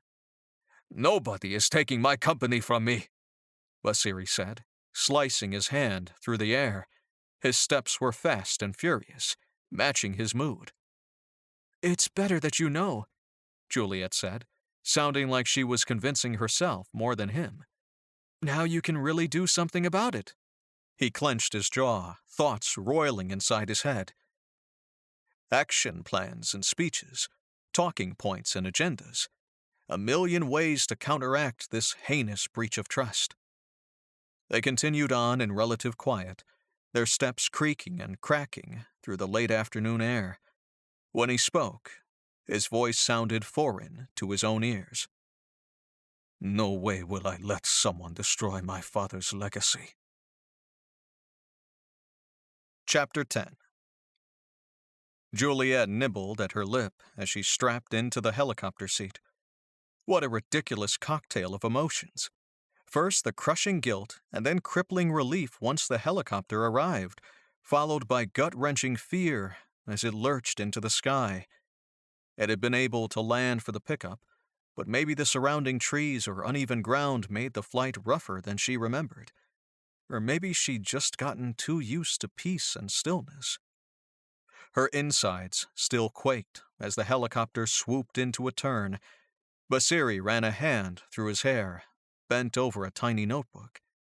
He'd been gnawing at the inside of his cheek and muttering to himself since she'd mentioned the interested company. Apparently, he intended to plan everything out on approximately 200 sheets of paper measuring 3 by 2 inches. And if anybody could do it, it was Basri. She alternated between watching him with fascination, sometimes she felt as if she was watching a creature in the zoo, and overlooking the receding trees of the Caucasus Mountains. Deep inside, buried under the relief, there was sadness. Already a certain brand of nostalgia developed. Basri had taken her on the most exotic and memorable trip of her life. She might never be the same because of it. So what would happen from here on out? The question haunted her. She wanted to bring it up on the ride back to the airport, but now didn't seem right. Basri wouldn't even hear her if she asked. Besides, maybe they needed some time to let it settle. Find out where things stood at the office once the erotic influence of their Ione wore off and they were back to normal, busy, stressed, and juggling the demands of business and dissenting board members. The chopping of the helicopter faded into a dull roar as she sank into thought. She would help Basri any way she could to save his company. It was her job, but more than that, she believed in him. If she'd had any doubt about his genius before this weekend, he'd both wiped and kissed it away. Her heart fluttered, allowing a brief moment of breathy recollection, his warm hands gripping her at the hips, the ecstatic sensation of him stretching her, of taking him all the way in, deeper than she'd ever felt before. When he was inside her, she went somewhere else, felt her mind disconnect and her feet leave the ground. She drew a shaky breath. Basri himself was an adventure, one she'd been desperate for without even realizing. Juliette watched him while he tugged at his hair, leaving it in messy black peaks near the front of his head. The helicopter jolted, and she gripped at the jump seat, glancing out the window. The helicopter soared on, and she tried to relax again, studying the swirls of clouds in the distance. The helicopter shuddered again, making the seatbelt bite into her belly, and she winced, glancing up at the pilot. "Sorry about that," he said over the intercom. "Just getting a little turbulence." She and Basri shared a look, but it was interrupted by another violent lurch. She gasped, gripping the edge of her seat as the helicopter went eerily silent. The pilot swore through the intercom. "Fasten your emergency harness," he said, voice strained. "I've lost power to the chopper." She and Basri worked fast to buckle themselves into the emergency harness, and she had to try twice to slide the straps over her shaking arms as the helicopter dipped downward. They were coasting now, silent and airborne, through the crisp mountain evening. Through the side window, she caught a sinuous trail of black smoke behind them, staining the blue purity of the sky. "Basri, look!" She pointed toward the tail of the helicopter, fear making stealthy paces across her chest. The helicopter took a nosedive, and they started falling so fast that her heart leapt into her throat. She clutched at the harness at her shoulder, squeezing her eyes shut as the pitch went from normal to horror grade. Her chest heaved as she struggled to breathe through the fear. Mind racing, she forced her eyes open when Basri grabbed her knee. His dark eyes were waiting for hers as the helicopter continued its freefall until the crash came, so loud that it invaded Juliette's head, made everything deaf and bright and black, until the rest of the world just faded away to nothingness. Basri awoke with a start, limbs screaming with discomfort. He pushed himself up, palms prickling with something. He squinted at his surroundings, struggling to piece together anything that made sense. He was in the helicopter still, except not. Part of the helicopter had broken off from the cockpit, which lay a few 100 feet away. It must have fractured with the crash. He looked at his hands, totally scratched and bleeding. He winced, looking over the rest of his body. Other than scratches, everything seemed fine. He unhooked his harness, stumbling to his feet. The helicopter had crash-landed into a thicket of trees. He groaned, hobbling over to Juliette, who sat slumped in her seat, a tree limb in her lap. He inhaled sharply, almost afraid to know more. "Juliette?" She didn't answer, but he saw the soft rise and fall of her chest. He hurried over to her, each step crunching over broken glass and metal, pushing the limb out of the way. He stroked the side of her face. "Juliette, can you hear me?" She didn't respond. He sized her up. Everything looked fine, but who knew if something was broken or sprained somewhere? He undid her harness, freeing her from the tightly cinched fabric, and shook her slightly. "Juliette, wake up!" Her head lolled slightly to the side. And he swore. He craned his neck to see the cockpit, to spot the pilot. No one, and no sounds from over there either. He shook her shoulders again, fear making a tight knot in his throat. "Juliette, come on. Do you hear me? Wake up! I need you to wake up!" She didn't respond, and he swore again, unfastening her seatbelt. He gave her the once-over again, checking for blatant bruises or fractures, and then tried to hoist her into his arms. Once she'd slid from the seat, she murmured something. He gasped. "Juliette, you're awake. Talk to me." He tightened his arms around her waist, trying to bring her to standing against him. She mumbled something, eyes fluttering open. "Tell me if anything hurts. Come on, honey." He watched her with wide eyes and a smile on his face, as if it might encourage her to be fine. No injuries. Completely great and ready to hike themselves out of this situation. "Basri." Her voice sounded raw, like she hadn't used it for a millennium. "My ankle." He looked down as she shifted her weight to one side. One ankle glowed red and angry. "Let's take a look at it. Sit back down." She slumped back into the seat, and he bent down to examine it. A sprain was his best guess. He poked at a few areas, all of which elicited a whimper from her. He nodded, setting her foot down gently. "I'll tape you up," he said, rummaging for his backpack in the corner. The shell of the helicopter had acted as an excellent buffer for their crash landing, apparently, and they'd been terribly lucky that the fracture didn't happen closer to them, and it simply divided them from the cockpit. He dug for his first aid kit, sweat prickling at his temples. Wherever they'd landed felt more humid, maybe lower altitude, or perhaps his anxiety was just getting the best of him. Once he'd fished out the elastic bandage, he made quick work of wrapping the affected area. He helped her stand again, wincing as she did. "It's a little better." She sounded groggy now, blinking lazily as she clung to his shoulder. "Could you walk on it?" "I guess." She sighed, looking around. "Jesus, what the fuck happened?" "I don't know right now. I'm going to check on the pilot, and then we have to figure out where to go from here." He squeezed her shoulder and ducked out of the fragmented hull of the helicopter, smashing twigs and plastic underfoot as he headed for the demolished cockpit. He poked his head inside, noting the shattered windshield, the abandoned controls. He creased a brow, doing a second sweep of the area. Nothing. He returned to Juliette, who sat with her leg propped up. "Couldn't find him," he announced, reaching for his pack. He got out the GPS and studied it, trying to figure out where they might have crash-landed. "Now let's find the nearest village." Juliette peered at the map with him as they pointed out landmarks and possibilities. Using their compass and a best guess, he put them about 5 miles from the nearest village. "That's not so bad," he said, smiling at Juliette as he folded the map up.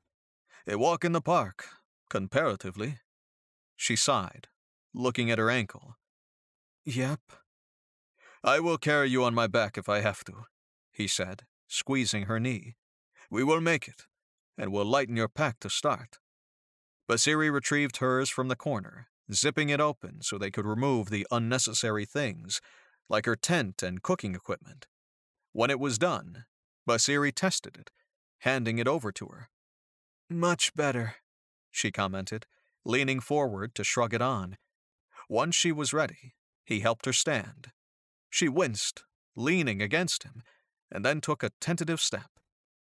"We'll go at your pace," Basri said, as they emerged from the broken shell of the helicopter. He peered up at the sky, trying to get a handle on what time it might be, and how long until sunset. "Just let me know when you need a break, and when I need to toss you over my shoulder." She nodded, hobbling along at his side until she stilled, gasping. She pointed in front of them, where a body lay draped like a rag doll against a tree. She covered her mouth, and Basri rushed forward. It was the pilot, head cracked open, bleeding against the tree trunk. He had probably died on impact. Basri stood and stared for a moment, sending up a silent prayer, and then approached slowly, rifling through his pockets. "What are you doing?" Juliette sounded like she was crying. "Looking for a wallet. Nothing in the front pockets. So we can report this once we reach the village." He felt a familiar lump in the back pocket and snatched it up, tucking it away into his backpack. He hurried back to Juliette, leading her by the elbow. They moved slowly, Basri eyeing the trail vigilantly for potential issues for Juliette's stride. After some walking, she leaned less heavily on him, but still needed him for support. "You're doing great," Basri said, occasionally checking the compass. In this part of the Caucasus forest, gently worn trails wound through the woods, a sign of civilization, or at least travel of some frequency, leagues better than what they'd trekked through for the past few days. After about a half hour of walking, Juliette gripped his wrist, slowing. "I think I need a break." He nodded and helped her sit on a nearby log, prompting her to put her foot in his lap. She did and winced, rubbing at her leg above the ankle. "We'll rest as long as you need," he said, rubbing her arm. "If I could have the hurt ankle, I'd take it from you." He helped slide her backpack off. "And I'll take from you what I can in the meantime." She smiled. "You're too sweet." They rested until Juliette decided she could walk again, but this time the going was slower. She clutched him tighter, needing more frequent pauses to rest her ankle, and after the first 2 hours it was obvious that her ankle was almost useless, even without the burden of her backpack. "Basri," she whimpered during another break. "It's killing me." He rubbed at the part above her ankle and rewrapped the bandage a bit tighter, then fished out some of the ibuprofen from his first aid kit. She gulped it down, and he held her hands as they rested. "I wish we had ice, or a brace." "Or a functioning helicopter," she added dryly. Basri scanned the woods again, like maybe the village lay nearby and they simply hadn't noticed. It should just be a bit further. The paths had grown more trodden, which inspired hope. They needed hope and luck at this point. The sun sank slowly to the horizon, casting a vibrant orange glow over the forest. It wouldn't be long before that light died out altogether. "I don't know how much farther I can make it," she said, drawing deep breaths. "Then I will carry you when you can't go any further. But we've got to move just a little bit more." He ran a hand through his hair, scanning the horizon again. "Once the sun sets, we're screwed, and once you stop moving, you won't get up again." She nodded, gripping his wrist. Okay, let's do it." He hauled her to standing, and they paused there while she rallied. When they started walking, she almost immediately faltered, groaning. "You've got this," he whispered to her as they took step after painful step. "Just a little bit farther." They followed the trail north until the orange hues of dusk threatened dark. As the light grew dim, Basri thought he caught a glimpse of the outskirts of a village on the horizon. Excitement tremored through him, but he kept it inside, sealed tight. He wouldn't get her hopes up if it was just an illusion, some sort of whimsy from hiking too long in a forest after a nearly fatal crash. As they shuffled closer, he saw a wall, maybe made of brick, some sort of structure. "Juliette," he spoke quietly, trying to curtail his elation. "I think I see the village." Her head shot up, and she squinted into the waning light. "Oh, my God, I think you're right." She huffed and heaved alongside of him, his arm aching from the effort of propping her up for 5 long miles. But it was worth it, would all be worth it, if this village turned out to be the savior they needed. Basiri's own legs were weak and wobbly from the hike, a combination of carrying her pack and holding her up, on top of their long hike to begin the day. His energy waned quickly, seemingly with the daylight. Twigs and leaves shuffled underfoot, each step inspiring him onward. Within 10 minutes, they'd reached what looked like a makeshift village entryway, something similar to an archway, crafted from a combination of branches and metal scraps, leading onto a well-worn path with structures clustered around. Juliette cried out and pitched forward. Basri tried to grab her, but she slipped out of his hands. She landed with a thud on the ground, rolling onto her back. She blinked lazily up at him, until her eyes drifted shut and stayed shut. "Just the rest," she whispered, and then passed out. Chapter 11. Juliette woke up in a bed, her body a cacophony of conflicting signals. She blinked into the dim lighting of the room, struggling to piece things together. "Where am I?" Her eyes darted around, taking in the smooth stone walls, the occasional moss looking more decorative than real. She stuck a hand out, smoothing her fingertips over the nearest bit of moss. All real. She pushed herself up and groaned. There it was, the shooting pain that she'd hoped had only been a nightmare. Her ankle throbbed angrily, reminding her of the walk the day before, which meant the helicopter crash had been real. The 5-mile hike on a sprained ankle, also real. Which meant she was not in her own bed in Beirut, waking up from an exceptionally strange dream after a very normal trip through the Caucasus Mountains. Panic sliced through her, and she clutched at the flimsy covers. Her foot slipped out from underneath, and she spotted a compress of sorts. Certainly not what Basri had crafted for her. Large leaves soaked in. She sniffed. Stench. She rubbed at her face, trying to remember how she'd gotten here, who had brought her, where Basri had gone. Nothing came to her. She gazed at the timber lathing of the stone walls.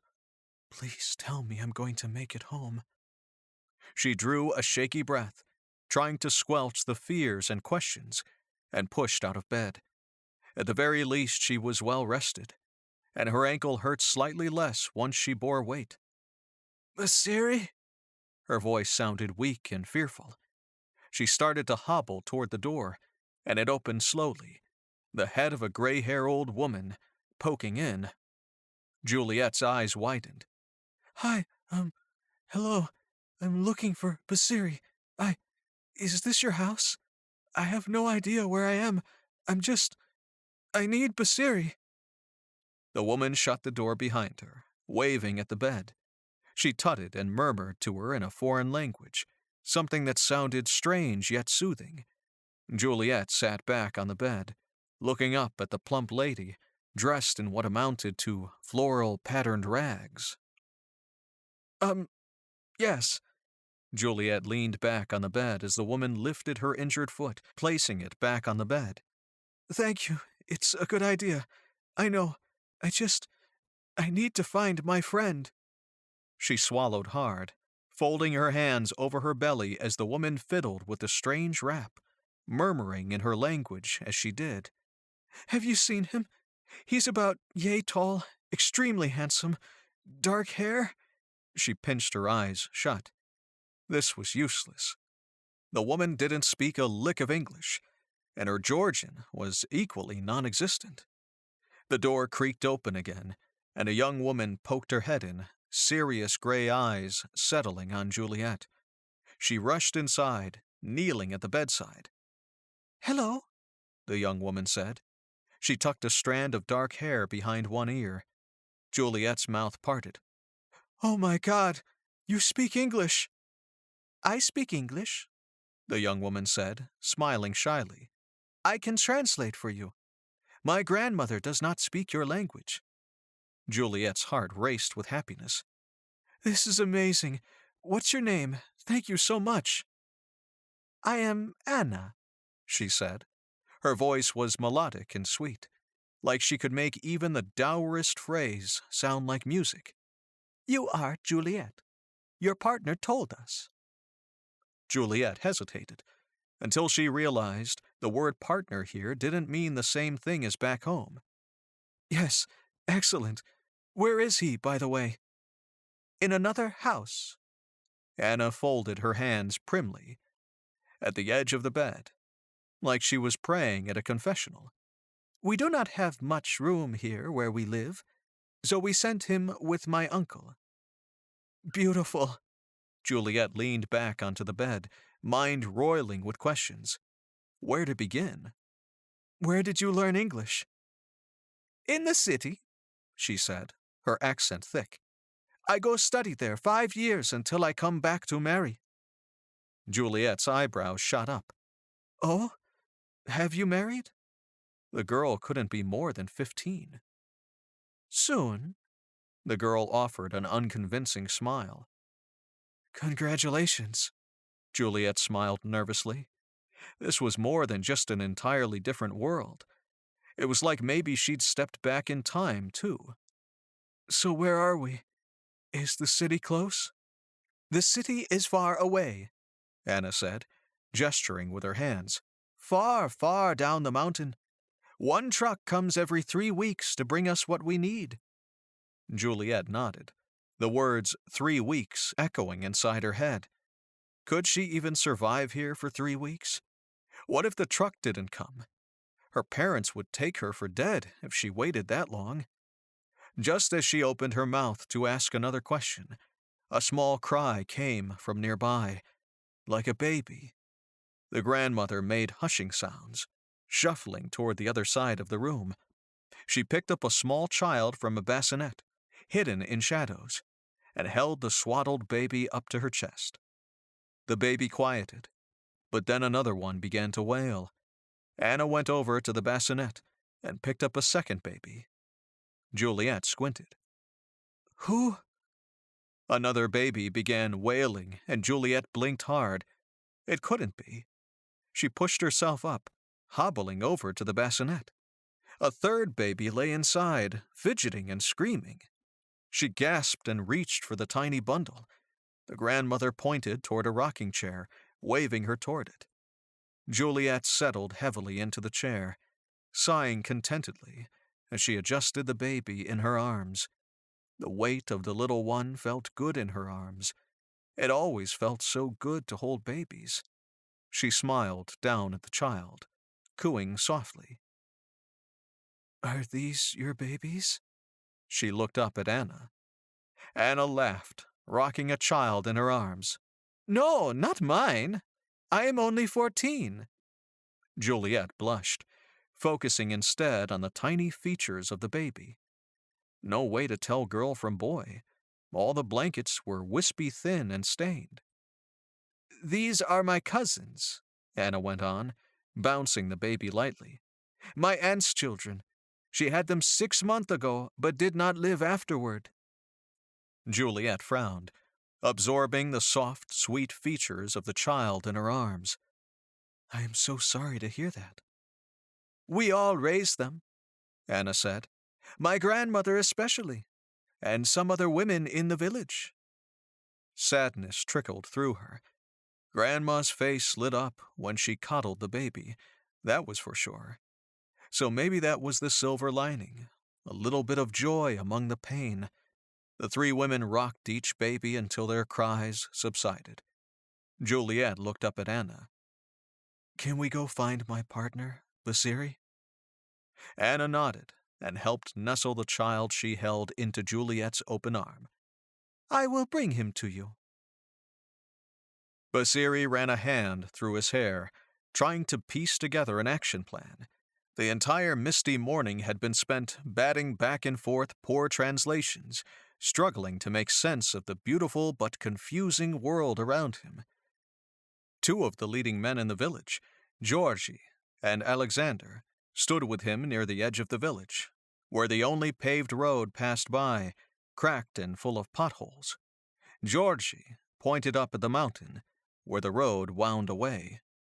Trade, there! He pointed again for emphasis, then mimed using a steering wheel. Truck! He nodded. So far, he'd caught the drift that only 2 villages lay nearby, and neither had much hope of having a radio, the only thing he hunted for. But problems, Alexander insisted.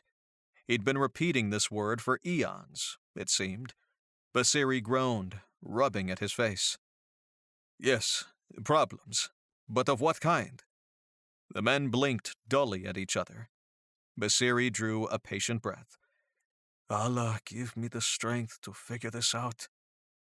Next time he went on a wilderness trip, he'd learn the local language before touching down. Footsteps sounded behind him, and he swiveled, finding a young dark-haired girl approaching. She smiled shyly, waving at them. Your partner is awake, she said, her English resonating like harmony through him. Dear God! He held out his hand, shaking her vigorously. This is fantastic news. You come with me? Yes, except... Wait! The village's only translator so far.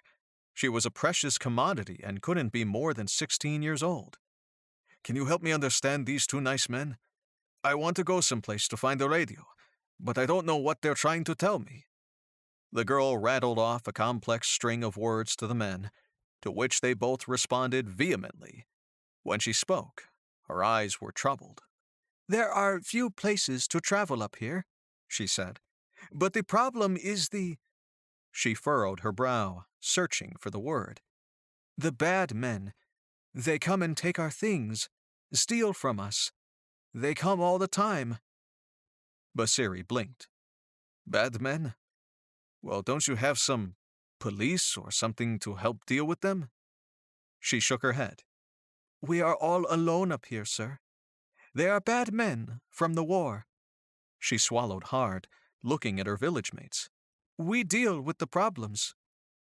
Basiri nodded, gnawing at the inside of his cheek. Okay, so where can we try first?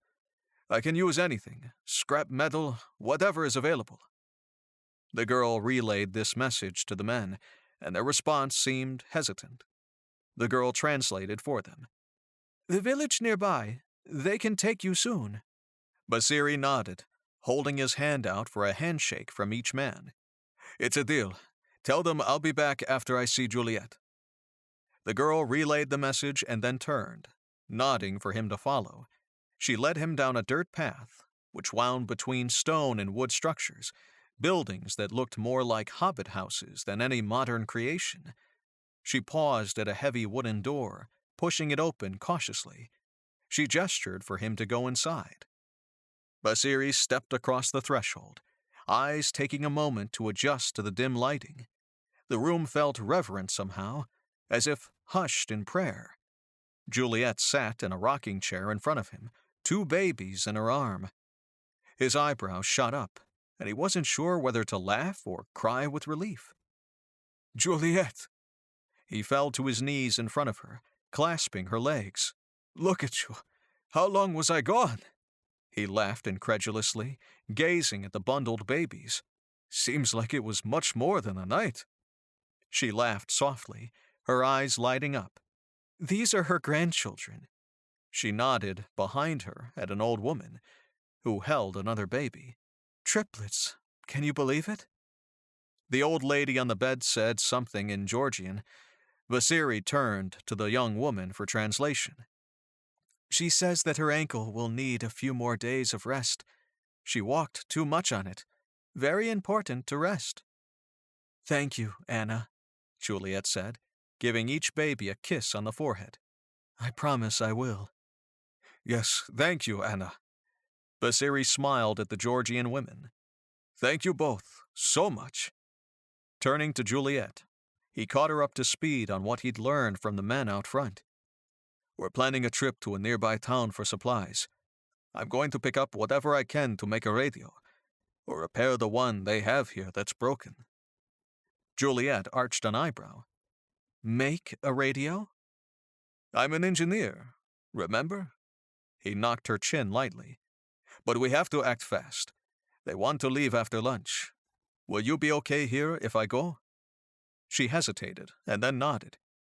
Yes, I think I can keep my hands full here. Just... Her voice lowered. Be safe. Safer than you've ever been before. I can't have something happen to you out here. Her voice cracked. Please? He nodded, rubbing the sides of her arms as she cradled the babies. "I promise, Juliette." He stood, pressing a kiss to her lips, and then one to her forehead. "I will be back as soon as I can." Basri stood, brushing his fingers over each baby in her arms. He smiled over at the grandmother, who held a bit of cloth up to her mouth. She coughed discreetly, something rattling and ill. "I'll be back," he promised again, kissing the top of Juliette's head. "I'll see you soon." Basri let himself out of the dim room, running back to the main road to find the men. If they ever wanted to make it out of here, he had to act fast. And smart. Chapter 12. In Basiri's absence, Juliette struggled to swallow the fear and panic that told her he'd never come back. This is the only option. He has to find materials to save us, to get us home. But the anxiety of his departure, while they were buried in the mountains with no way of contacting home, refused to leave her. Anna took a baby from her arms, sitting on the bed next to her grandmother. The three women rocked each baby quietly, until Juliette spoke up. "So, Anna," Juliette smiled brightly, as if it might convince her anxiety to fall away. "do you want to have children someday?" Anna smiled sadly, looking down at the baby in her arms. "Maybe. I want to wait, because there is a chance that I will need to be mother to these babies." She looked over at her grandmother, who was absorbed in the baby. "She is very sick." Her words hung like threats in the air. What could a 14-year-old do in her situation? Juliette was stunned into silence. Anna spoke up a moment later.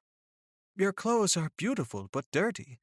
She stood, placing each baby in turn back in the bassinets. "We wash. Come." Juliette hobbled after her, through a squat wooden doorway that led into an earthy side room. A clawfoot tub sat in the middle of the room, next to a big basin of water. Anna knelt, reaching under the basin, and a flame emerged, heating the water. "Your clothes." She held out her hands. Juliette paused, wary about undressing in front of a relative stranger, much less a young girl. "Are you—" "I wash them." Anna smiled shyly. Juliette nodded and stripped down, shivering in the cool air. "When in Rome." She dragged a finger through the water in the basin, still only lukewarm. Anna disappeared from the room with the clothes and returned a moment later, empty-handed. She helped to scoop the water into the tub. Once the water was readied, Juliette eased herself in slowly, shivering against the contrast of warm water and cool air. She sank against the side of the tub, letting out a small sigh. Small luxuries, even in the middle of nowhere. Just as her eyes fluttered shut, a knock sounded on the door. Anna went to answer it. Someone spoke in hushed tones on the other side, and then Anna came over, her eyes wild. "We must go." She pulled at her arm, yanking her to standing. "Come, we leave now. There is danger." Juliette stumbled out of the tub, receiving a shawl and tunic from Anna. She tugged the tunic over her head while she followed her into the bedroom. There, the grandmother waited beside an open trap door in the floor. "We must go inside with the babies," Anna said, her voice hushed and firm. She received a baby from her grandmother, nodding at the rickety stairwell leading into the dark hole. "Go, I will pass the babies." Juliette clambered into the hole, settling herself before receiving one infant and then another. Anna came down a moment later with the third, and the trapdoor swung shut. Muffled shuffling sounded overhead, followed by the distant din of voices. "We must be quiet," Anna said. "The babies cannot cry." Juliette sat, paralyzed with fear, for what felt like hours, listening to every scratch and whiff from above ground. Questions made painful cycles through her head, but she couldn't voice a single one. She rocked the babies methodically, praying that they'd stay asleep, or at least calm. The earth was damp and cool in this hideout, and the darkness felt suffocating at times. Juliette practiced every mental technique she knew to keep herself sane and level-headed while they waited and waited. Finally, minutes or hours later, she had no idea, the shuffling on the floor above resumed. The trapdoor creaked open, and Grandmother peered inside. She barked something in Georgian, and Anna sighed with relief. They have gone. She came to her feet, her dark hair glowing in the sudden shaft of light. The bad men have left. If they discover the babies, they take them. She passed a baby up to Grandma and then said, And if they see you, they take you too. The rhythmic saunter of the donkey lulled Basiri into a false state of relaxation. After so long trekking uphill, it was easy to think they'd never make it to the next village. But then again, these animals were notoriously slow. His two companions glanced back at him occasionally, as if checking to make sure he hadn't fallen off the edge of the mountain. The mountain route wound and curved, something fit for an expose on the world's most dangerous roads. Low-hanging limbs lined the side, leaves brushing against his forehead on occasion. A rumble sounded in the distance, like the lumbering of a large truck. Both men turned to face him, waving their hands toward the side of the road. They spoke frantically as they dismounted their donkeys, urging him to do the same. They led him to a small gully off the side of the road, pushing him and the donkeys as deep as they'd go. One man revealed a large green tarp from his rucksack, and he tossed the tarp over top of Basiri and the donkeys. A moment later, the men scooted underneath, fingers pressed to lips. At least the sign for "be quiet" was the same in all languages. Basiri sat rigidly still, barely breathing for fear of ruining whatever they were trying to accomplish. It had to be the bad men. There was no other explanation. Up on the road, the rumbling grew into the roar of a motor. A large vehicle lumbered by, seemingly on top of them. His guides waited until the roar of the truck faded into a distant murmur before tossing the tarp back. They chattered heatedly amongst themselves, packing up the tarp and urging the donkeys back out of the gully. Basiri did his best to push his donkey along, but the animal was stubborn and doltish. It took them at least 20 minutes to get resituated on the mountain road. The donkey clopped listlessly forward, and the next village emerged, sleepy and scant, from the mountain foliage within another half hour. They passed a ramshackle wooden house, mostly loose beams and cracked paint, where a man nursed a black eye on the front porch. He eyed them suspiciously, until a woman came out onto the porch and began shouting at them. Whatever she said, it wasn't entirely friendly. Basiri's guides answered her heatedly, and lots of arms waved in the air while the exchange took place. The only thing he could glean was that it had to do with the thugs. The woman and man quieted, and their caravan continued on until they reached what looked like a small village center. A loose grouping of trees lined with a low brick wall gave the sense of a town square. Basiri's hope for scrap metal parts plummeted into the tip of his shoes, a dense knot of worry. A straight-backed man emerged from a nearby house a few moments later, dressed in what Basiri took to be formal wear, a neat black tunic over dark gray slacks. He carried himself with the air of someone important, approaching Basiri's guides with a neutral face. The three men conferred quietly, and then Georgie gestured toward Basiri.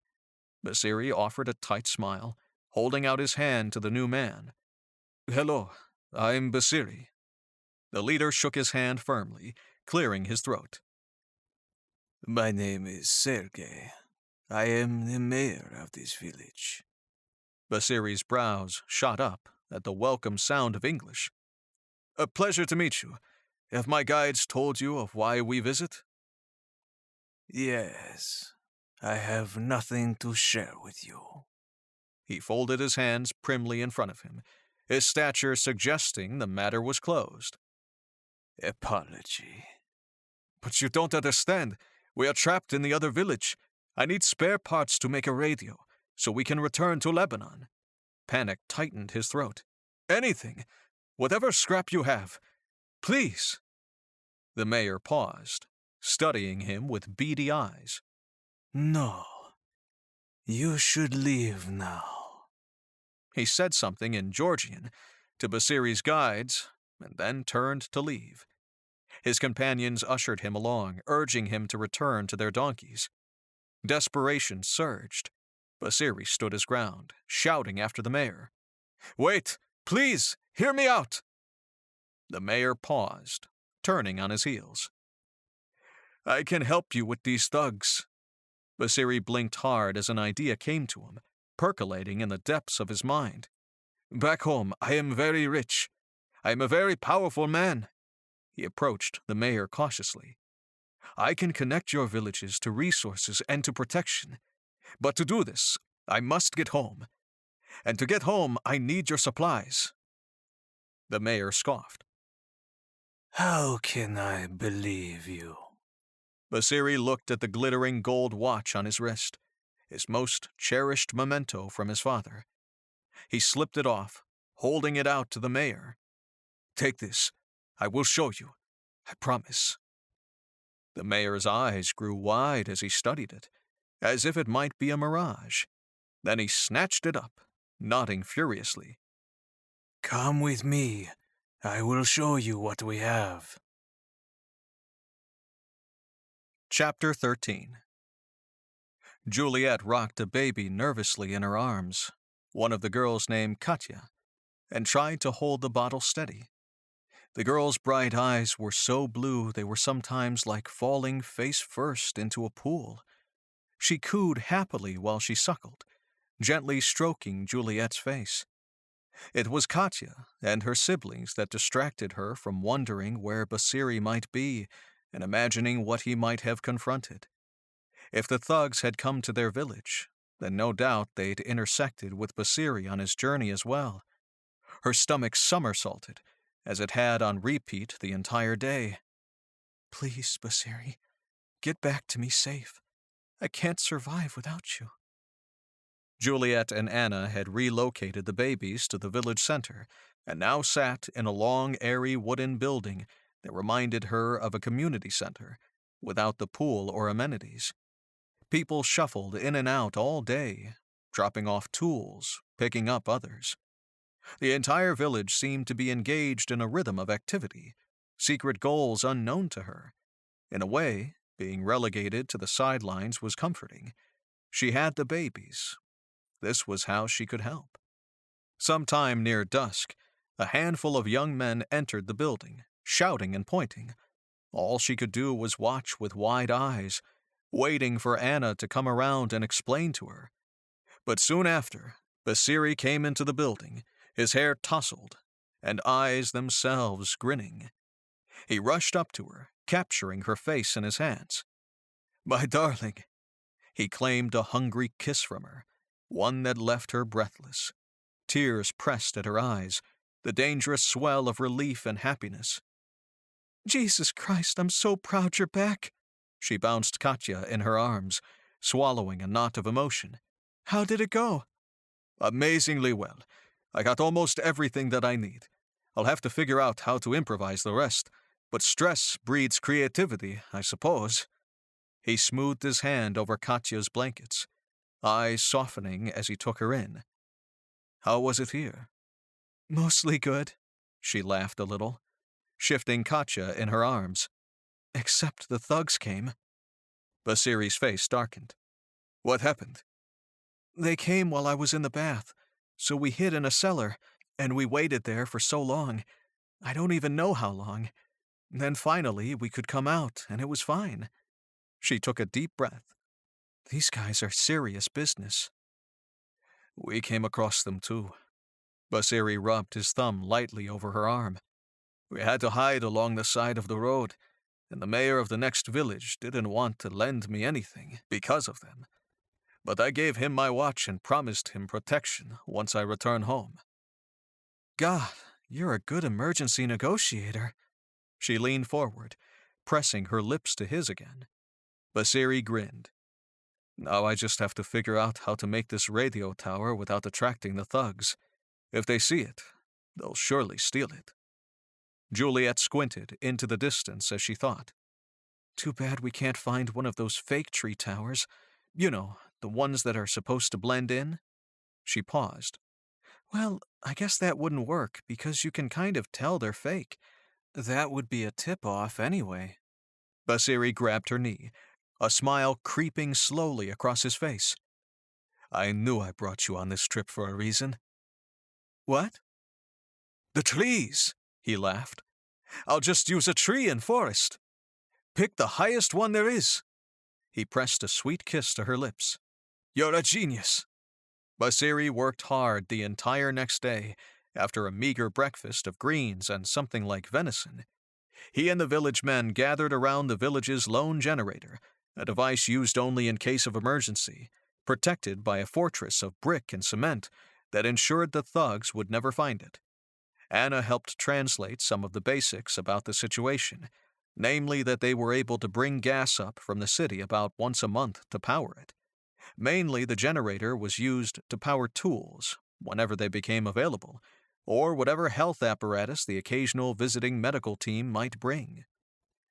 Utilizing the electricity from the generator, Basiri taught some of the village men, with Anna as his faithful interpreter, the basics of how to work metal, creating a soldering tool and arc welder. The eager crowd of men were fascinated by what he could do with just electricity and metal and the tools some of them had learned to use once upon a time. He knew the more he showed them, the more they'd be willing to help.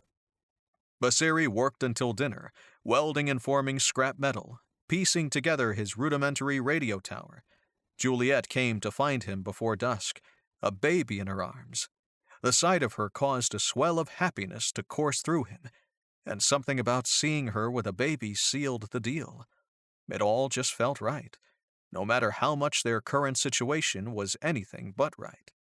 It's dinner time, honey, she smiled sweetly, leaning in for a kiss while she propped one of the triplets on her hip, the boy named Petra. And you'd better take a break. You've been at this since daybreak. And look how far I've gotten. It's almost done. He swept his hand toward the ramshackle tower, proud despite the lackluster appearance.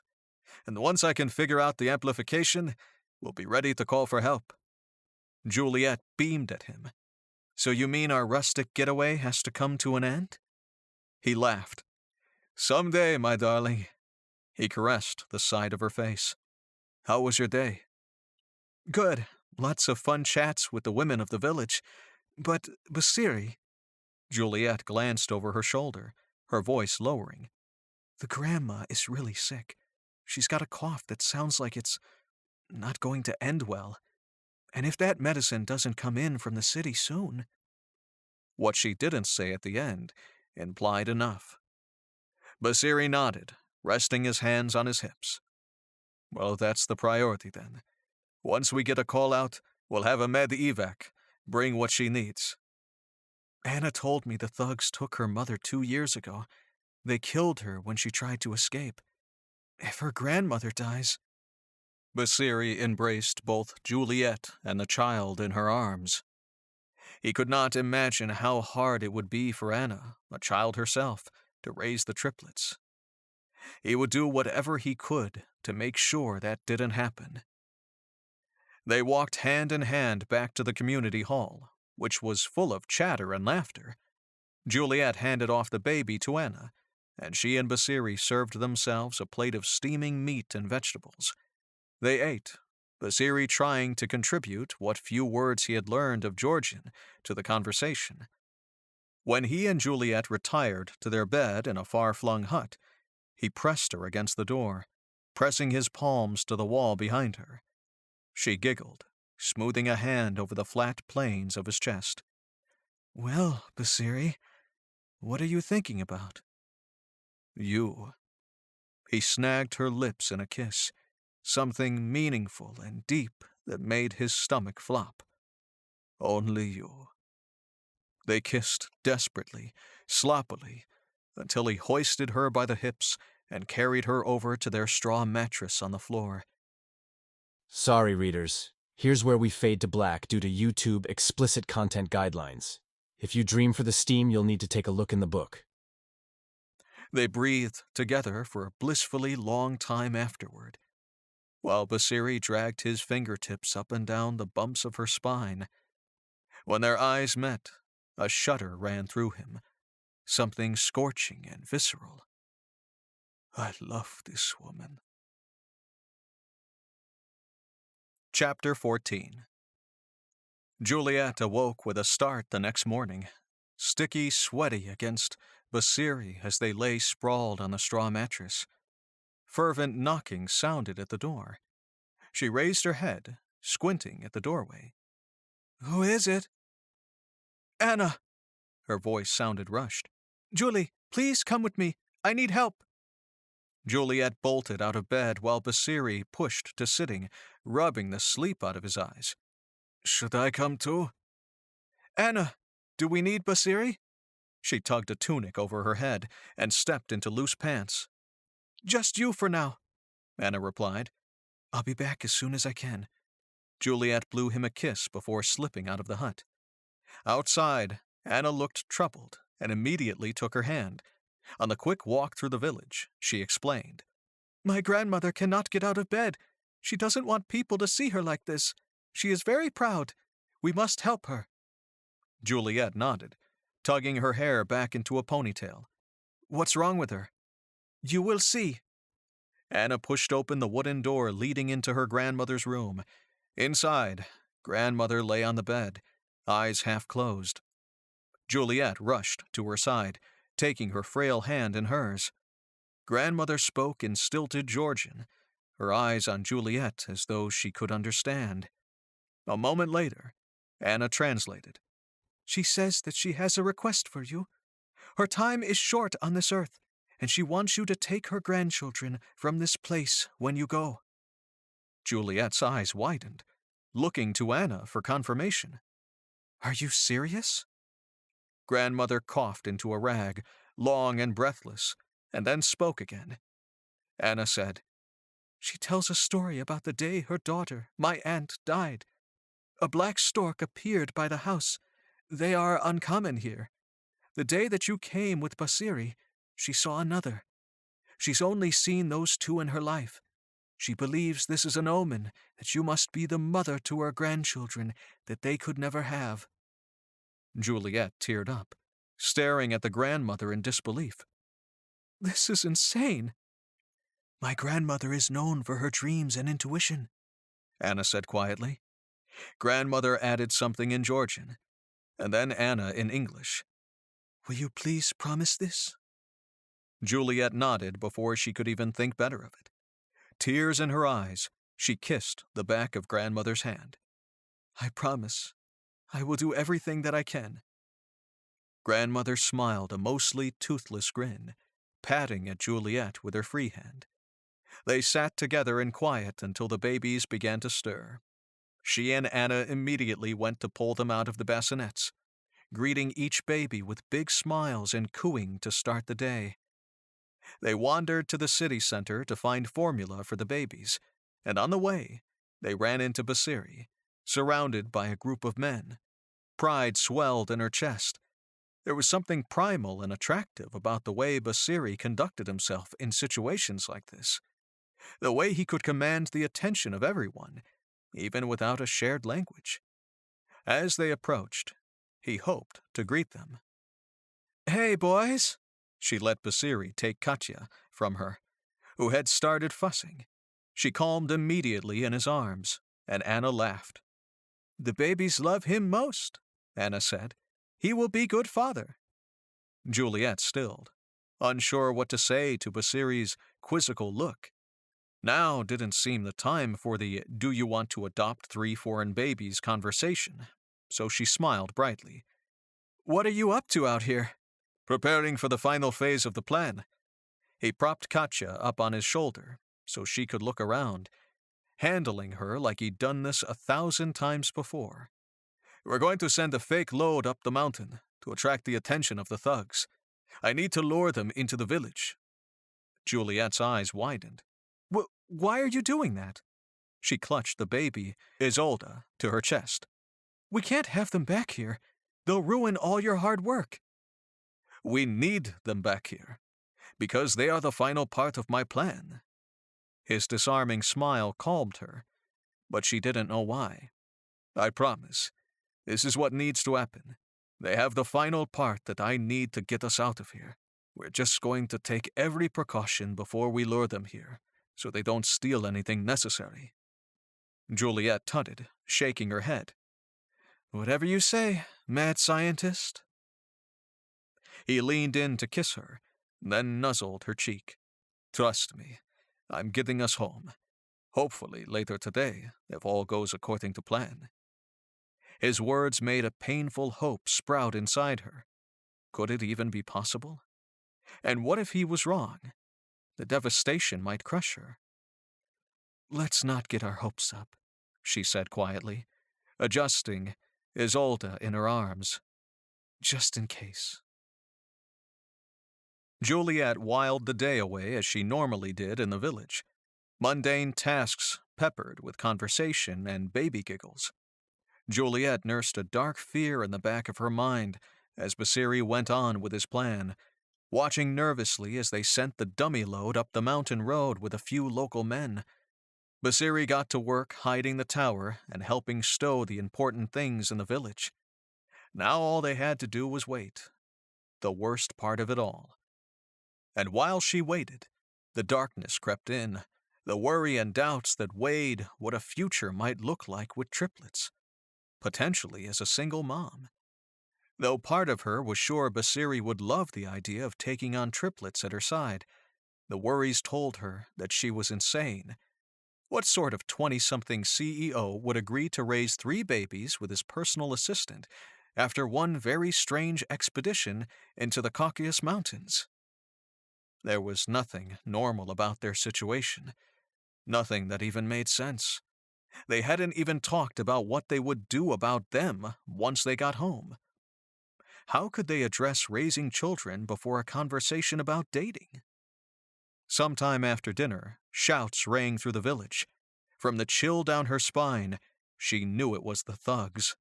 They'd returned, just as Basri designed.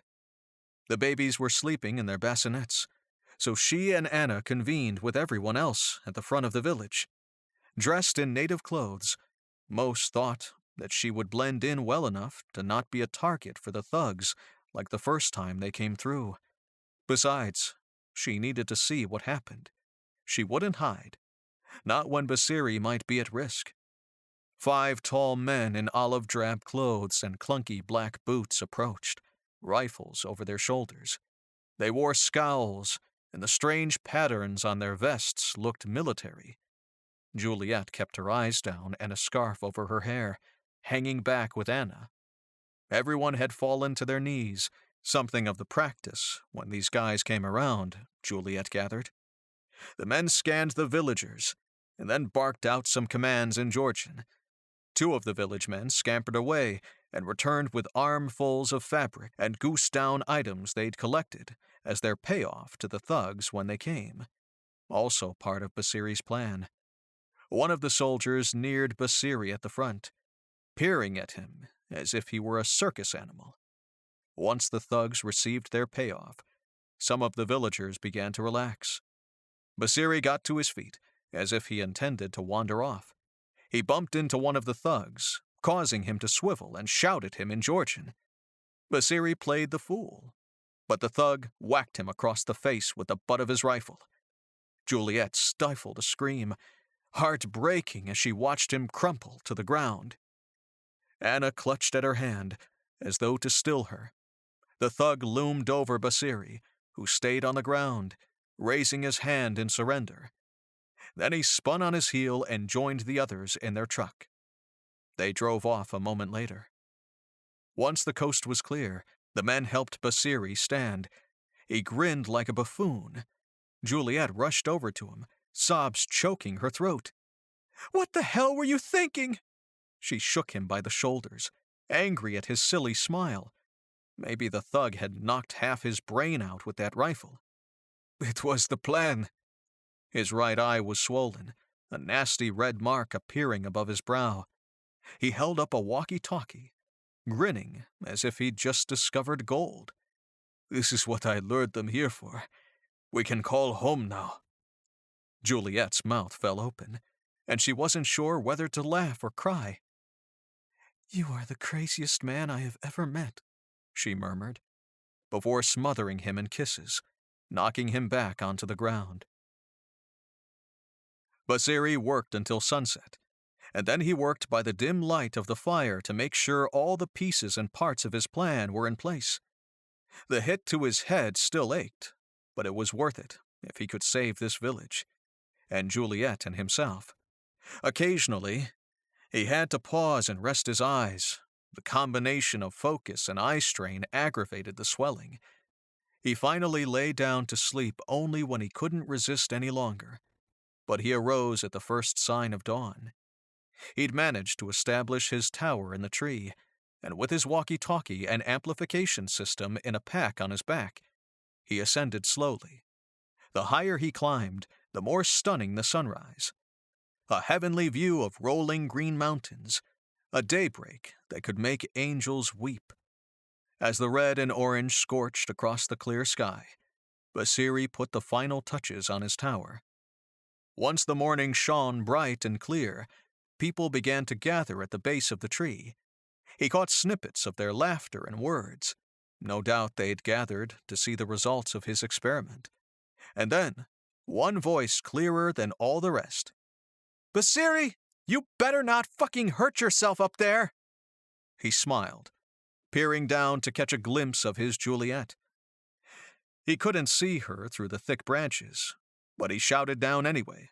"I won't, I promise." Basri fiddled with his system, and then turned the walkie-talkie on. Something crackled through the speaker.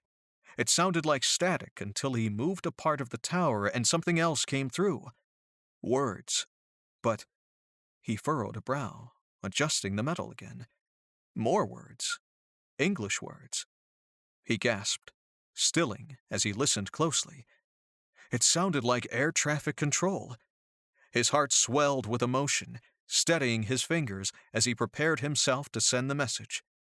Using the walkie-talkie, he tapped out a rudimentary message in Morse code, something to test if they'd even hear it, but that wouldn't be noticed on the militia's own devices, or if it was noticed, not immediately understood.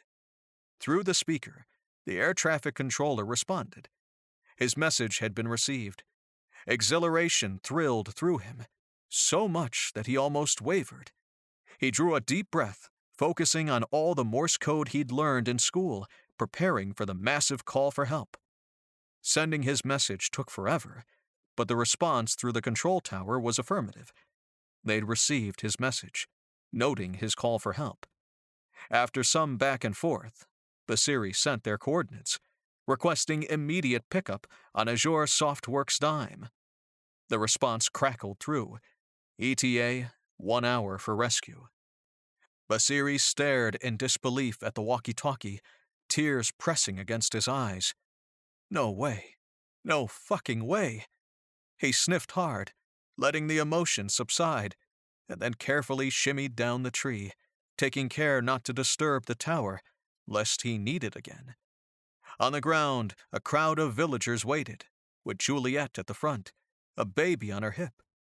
Her eyes were wide and fearful. He approached her slowly, opening his mouth, finding nothing at the ready. "Well?" Her voice came out small and tight. "What happened?" A smile broke across his face. "They're coming. They'll be here in an hour to pick us up." Anna gasped, translating this for the rest of the crowd. Everyone broke out into cheers, and Basri hugged Juliette and Petra so tightly to his chest, he thought they'd become one.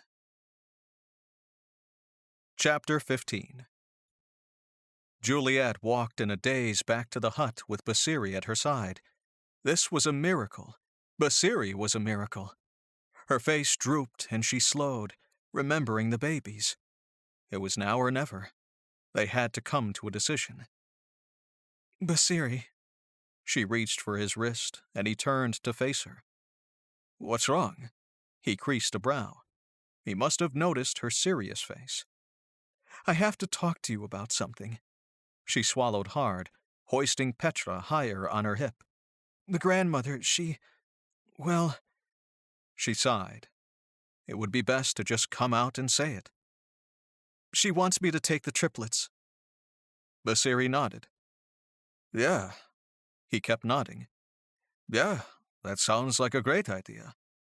Her mouth hung open. Do you mean? We'll take the triplets, if that's her wish. He nodded, rubbing a thumb over her cheek. Of course. Her eyes welled with tears and she smiled up at him. Of course. That's exactly what she knew Basri would say.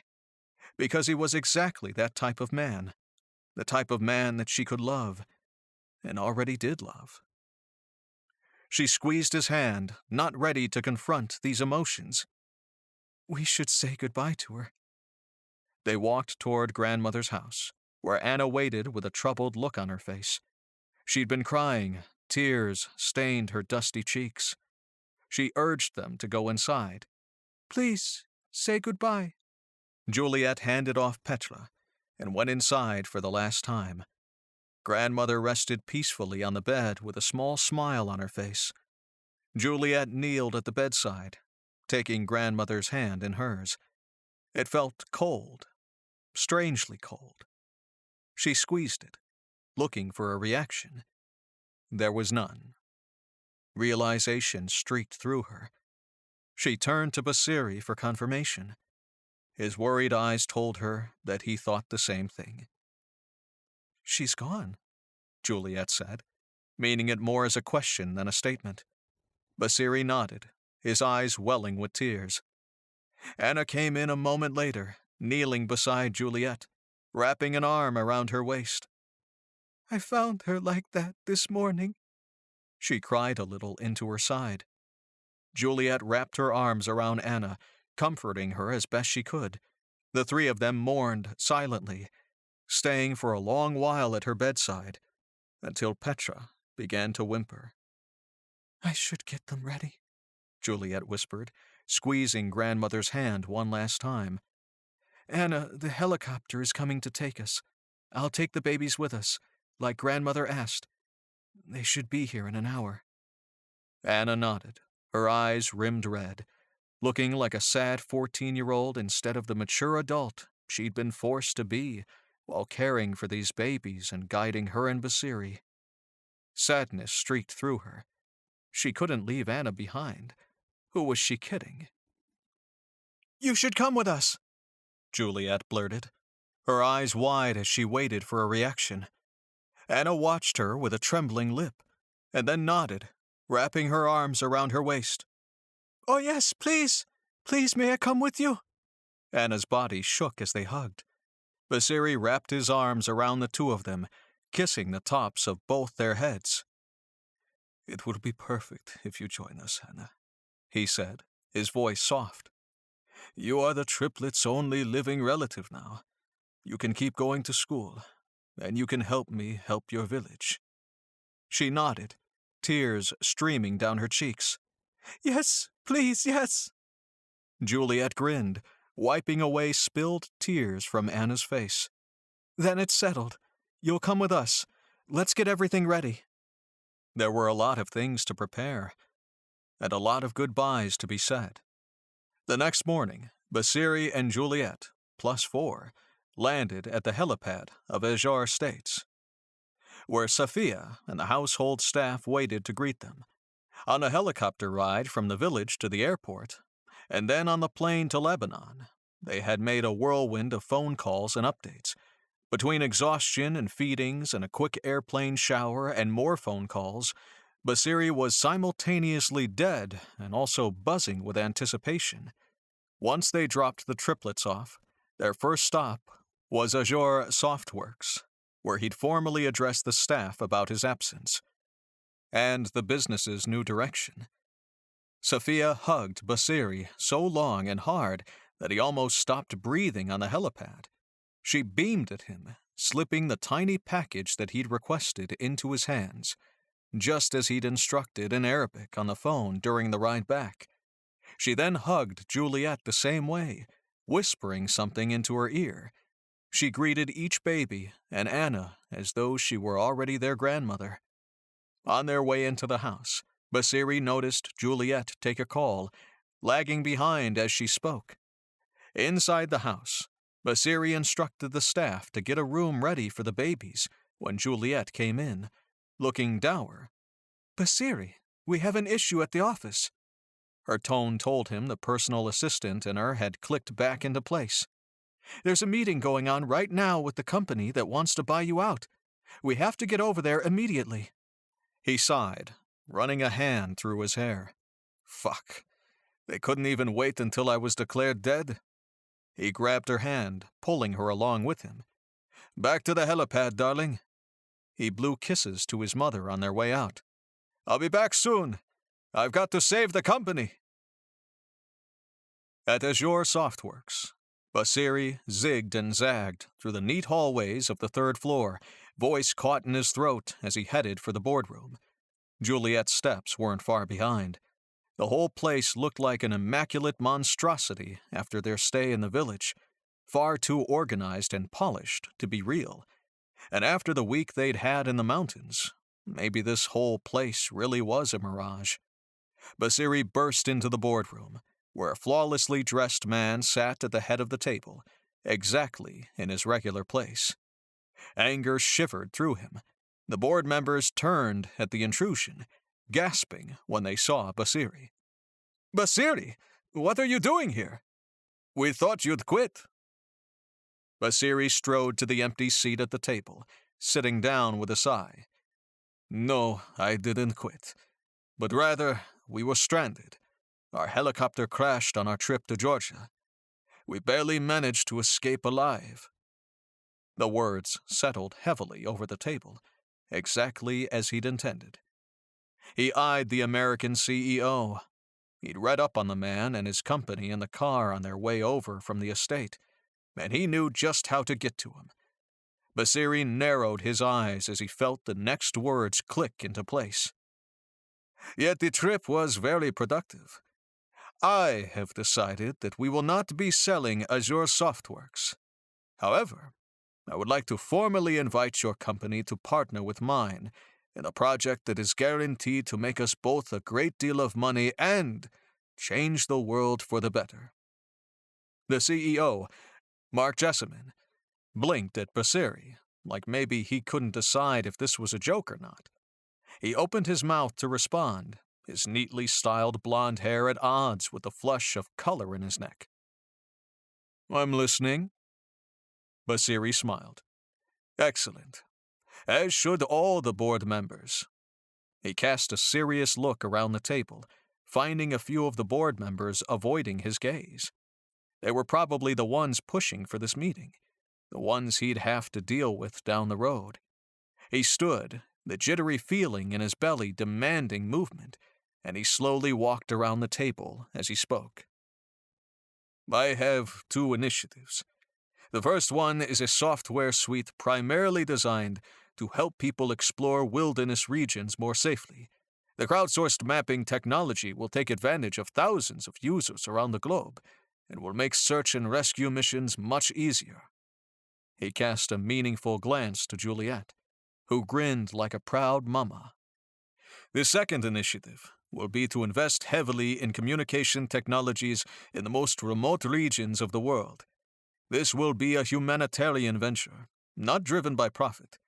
But the long-term gains from empowering economic growth in those regions will prove profitable in the long run, once they are connected to the rest of the world. Some grumbling spread through the board members, but Basri focused only on Jessamine. I want your company in on both projects. Together we can apply our resources and share in the benefits. Your company will stand alongside ours as a beacon of goodwill. How could you turn down something like this? It's both profit and legacy. The other man shifted in his seat, rolling a pen between his fingers. Yes, I think you make a fair counteroffer. I'm willing to negotiate. Basiri slapped his hand against the table, stifling the whoop of excitement that threatened to escape. Turning to his board members, he said, "I may not always be the leader you want. I may not always be as interested in profit as I am in good works. But you should know this. My father had a vision for this company, and I share that vision. My children will share that vision. As long as the Azhar name exists, Azhar Softworks will always prioritize doing good over the needless expansion of wealth for wealth's sake." Basiri paused, letting the mission statement hang in the air. "If anyone here is not on board for this journey, then I will be happy to buy out your shares at double their value. Just raise your hand." Basiri waited in tense silence as the offer sank in around the room. Board members looked curiously at each other. Juliette sat stricken, gripping the edge of the table. Nobody raised their hands. "Excellent," Basiri nodded, clapping his hands together. "I think this meeting is concluded." Juliette scurried behind Basiri, trying to keep up with him. He'd insisted they return immediately to his office for a private meeting, just the two of them. "You're incredible." He looked back at her, eyes wild. "I saved the company, didn't I?" She laughed. "Yeah, I'd say you did. Did you really mean it?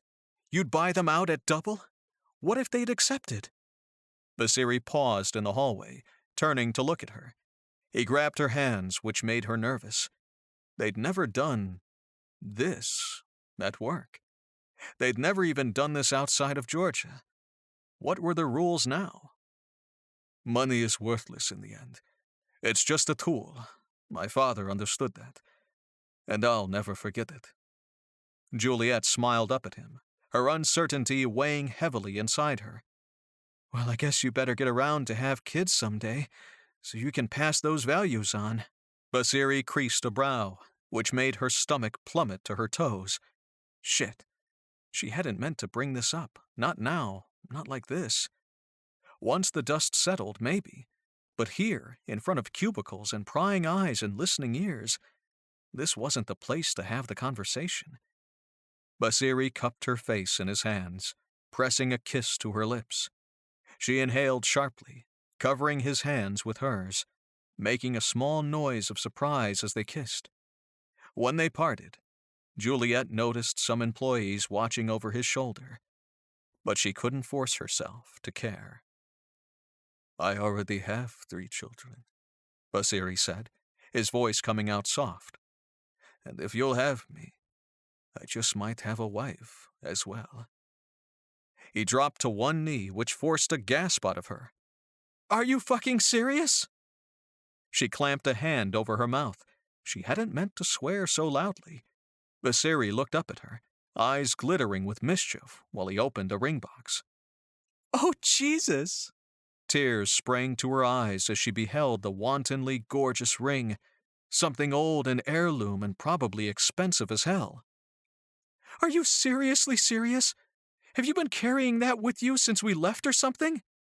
Basiri laughed, popping the ring out of its resting spot. "No, I asked my mother for the ring that my father proposed to her with."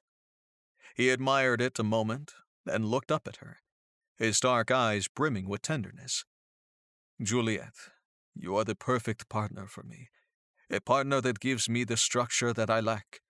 You're the most beautiful and kind-hearted person I've ever met, and I want you to be my wife. And more than that, I want you to be by my side, to help me continue delivering on my father's vision for this company." His voice cracked a little, which brought a few tears to Juliette's eyes. She nodded, vision blurry as he slowly slid the ring onto her finger. "Yes, Basiri. Forever, yes." Basiri sprang to his feet, wrapping his arms around her, a feeling that she doubted would ever grow old. He pressed his forehead to hers, his voice coming out choked. "You've made me the happiest man in the world." His lips found hers and they kissed, over and over again, until Juliette couldn't tell the taste of her tears from the taste of his lips. Epilogue. Juliette leaned back onto the beach, sighing for what felt like the 100th time that afternoon. The sun felt like a glorious gift, one that her full-time child-rearing and work barely let her enjoy these days. Safia lounged at her side, situated beneath a fancy red umbrella, fanning herself as she smiled out at the sea. Waves crashed against the shore, melting away anything that wasn't bliss. Oh, look!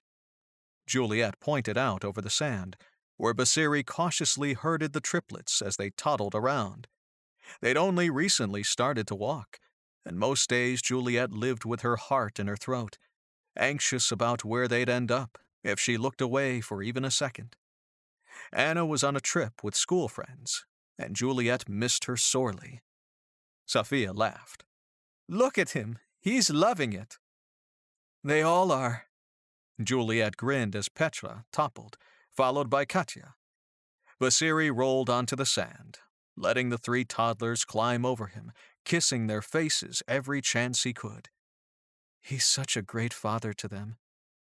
It's no surprise to me, Safia said, winking at her. Basri is the most like his wildly romantic father, and I'm relieved he found someone to balance him the way I balanced my husband. It's important to be a team. Juliette pondered her words, gaze sweeping over the sand. Did you know? About me and Basri, I mean? That we could work so well together? Safia smiled mischievously. I did promise you a bonus when you first came, did I not? Juliette laughed, swatting at her mother-in-law's arm. Oh, but you didn't mean it that way, did you? Safia's eyes glinted, and she said nothing. Juliette shifted in her lounge chair, lifting the sweaty backs of her thighs from the stiff fabric. Something in Safia's gaze reminded her of grandmother from the village. Everyone believed she could tell their fate. What if Safia was the same way? Juliette glanced at her, studying her secretly while she waved at Basri and the triplets. Just how much did the woman know without revealing? According to the stories, Safia had a specific hand in each of her sons' relationships, like she was the master behind the curtain, or perhaps the benevolent sorceress, engineering a happy destiny. 2 women crested a sand dune nearby, Elena and Cassandra, Asim's and Nazir's wives, preceded by their own darting children, shrieking with laughter as they stumbled through the sand.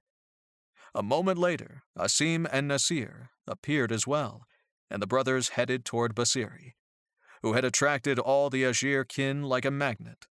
The kids hopped and shrieked, while Basri came to his feet, brushing sand off his legs.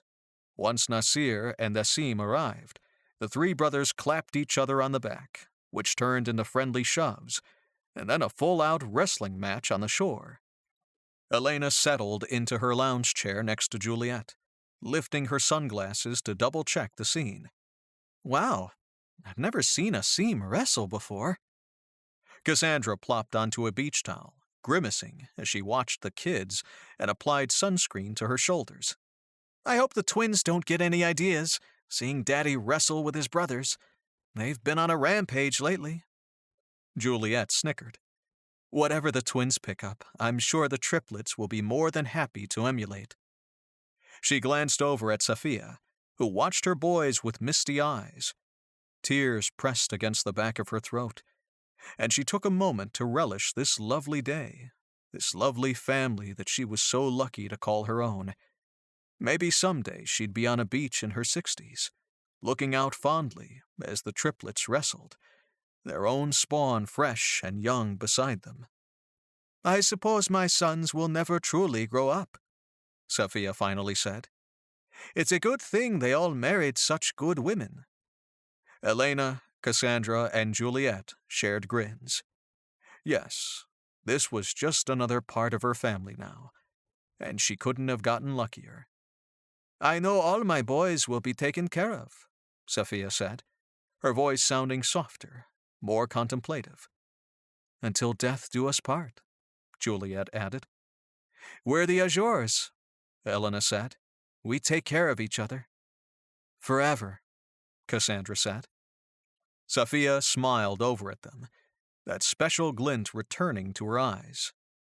Good, because you ladies will have to see that my grandchildren find the perfect partners. And I assure you, she lowered her floppy hat, settling back into her seat, mystery clouding around her like a finely spritzed perfume. That will be no easy task. This has been the Sheikhs Surprise Triplets, As Our Sheikhs, Volume 3. Written by Leslie North. Narrated by Roberto Scarlato. Copyright 2017 by Relay Publishing. Production copyright 2017 by Relay Publishing.